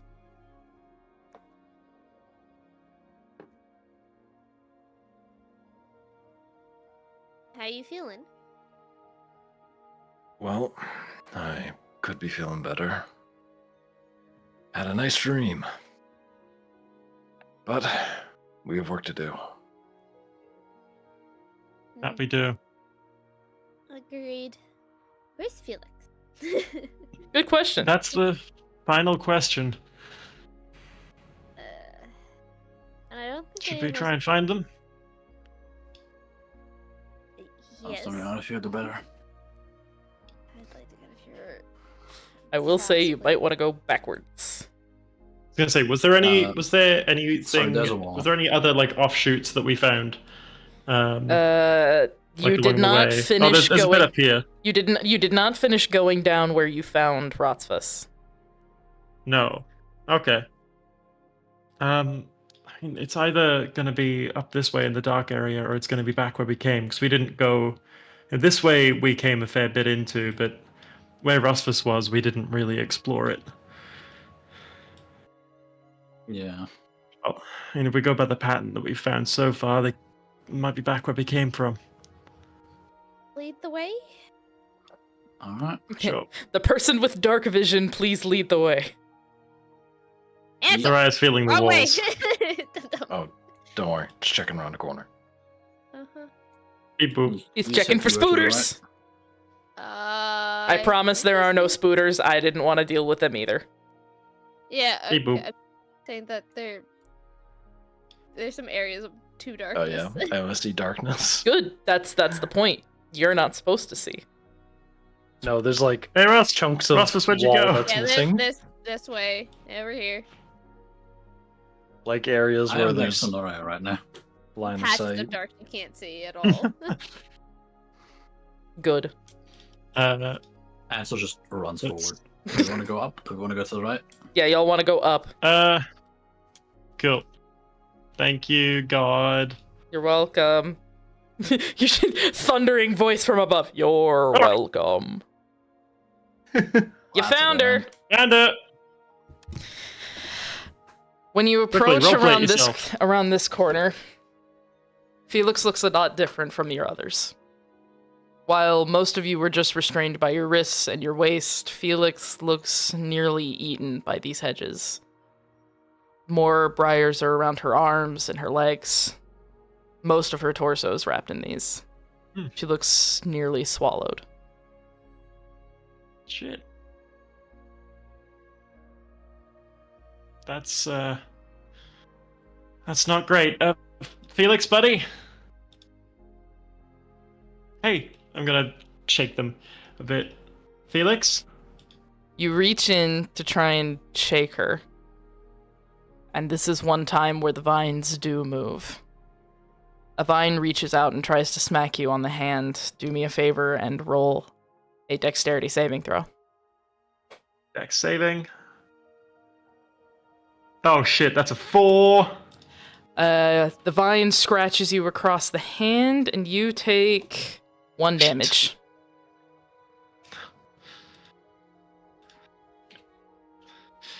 Felix? Felix, I need you to wake up right now, buddy. Come on. I'm gonna go in to try and grab Felix again and pull her away. Where do you try to grab Felix? I'm going to try and put her. She's gonna try and grab around the torso. So, like, arms underneath her armpits, supporting her head, so that she's not like flopping it about. Like, one hand holding Felix's head steady, while the other is just focused on pulling her. You try to do this with your hands, but the vines once again, they try to attack when you try to stick your hands inside the bush. Do me a favor, make shit. another dexterity saving throw.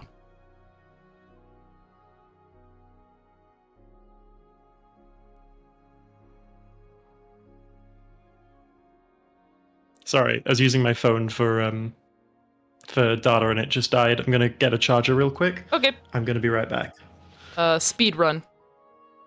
Oh, but the roll is let me see, dexterity saving throw. The roll's a 7. Yeah. You avoid any damage this time, but Lovely. the vines still strike across your hand. While Sox grabs the charger. Anybody else say anything? Don't speak directly to Naraya, though, because I don't think Sox can hear you. Yeah.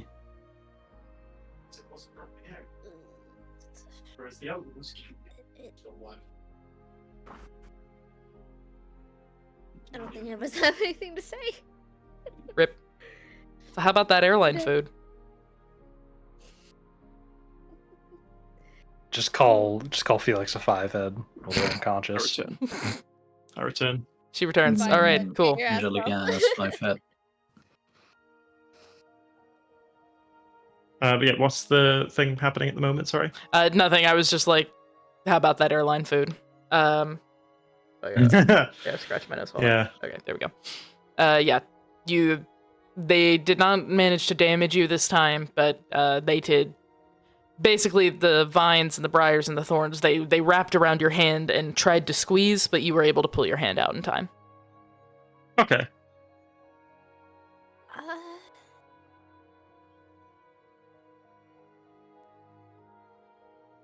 Naraya, Mm-hmm. you and Felix are a thing, right?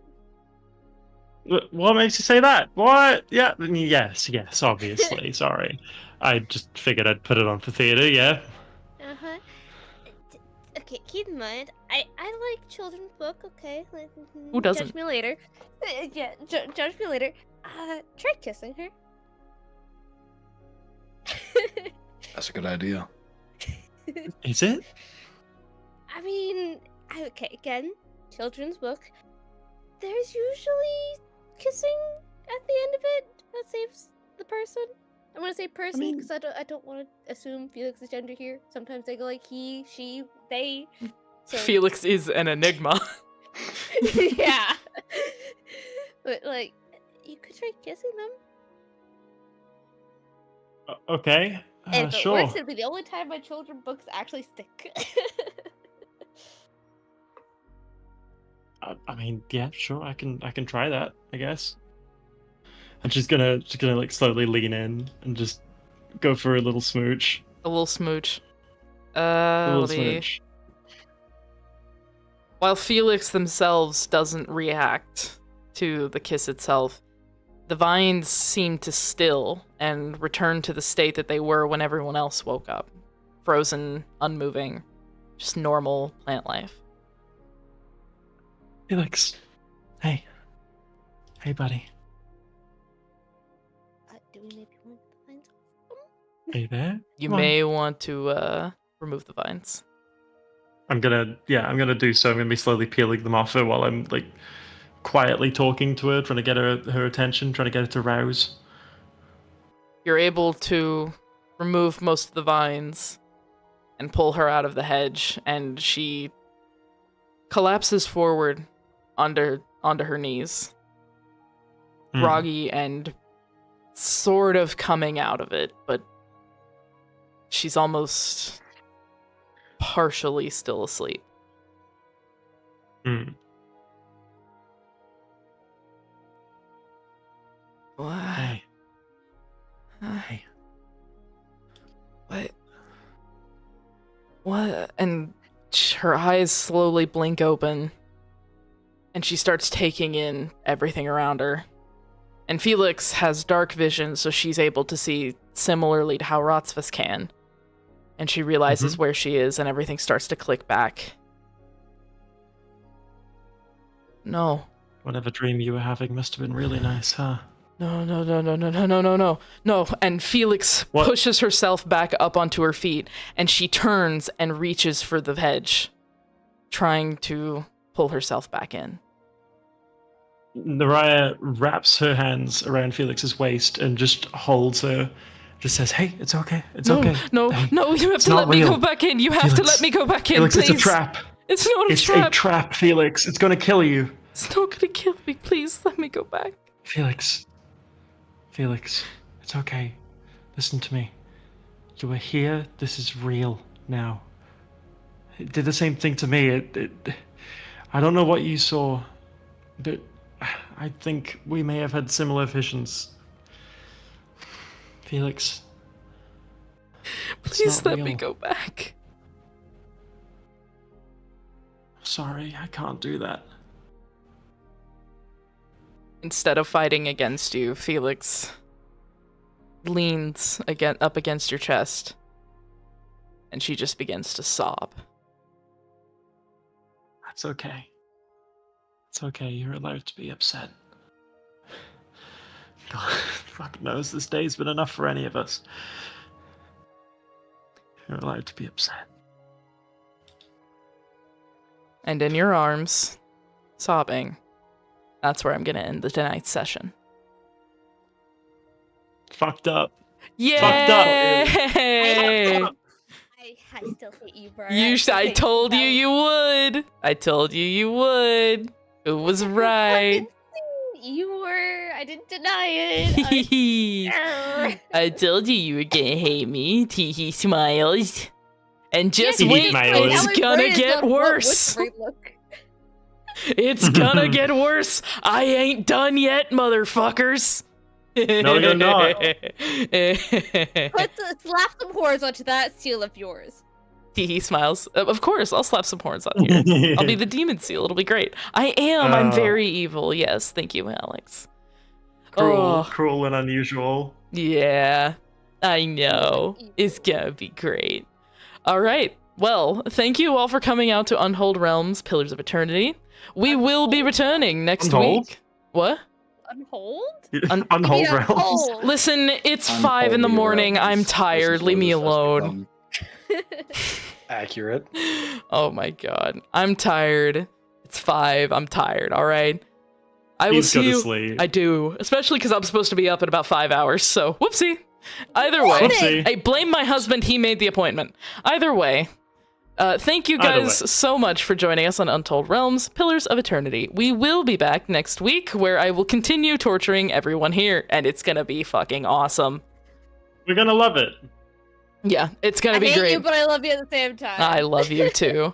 Thank you all for coming by. We all have our individual channels, so go check those out. I know several of us stream during the week, so check those out as well.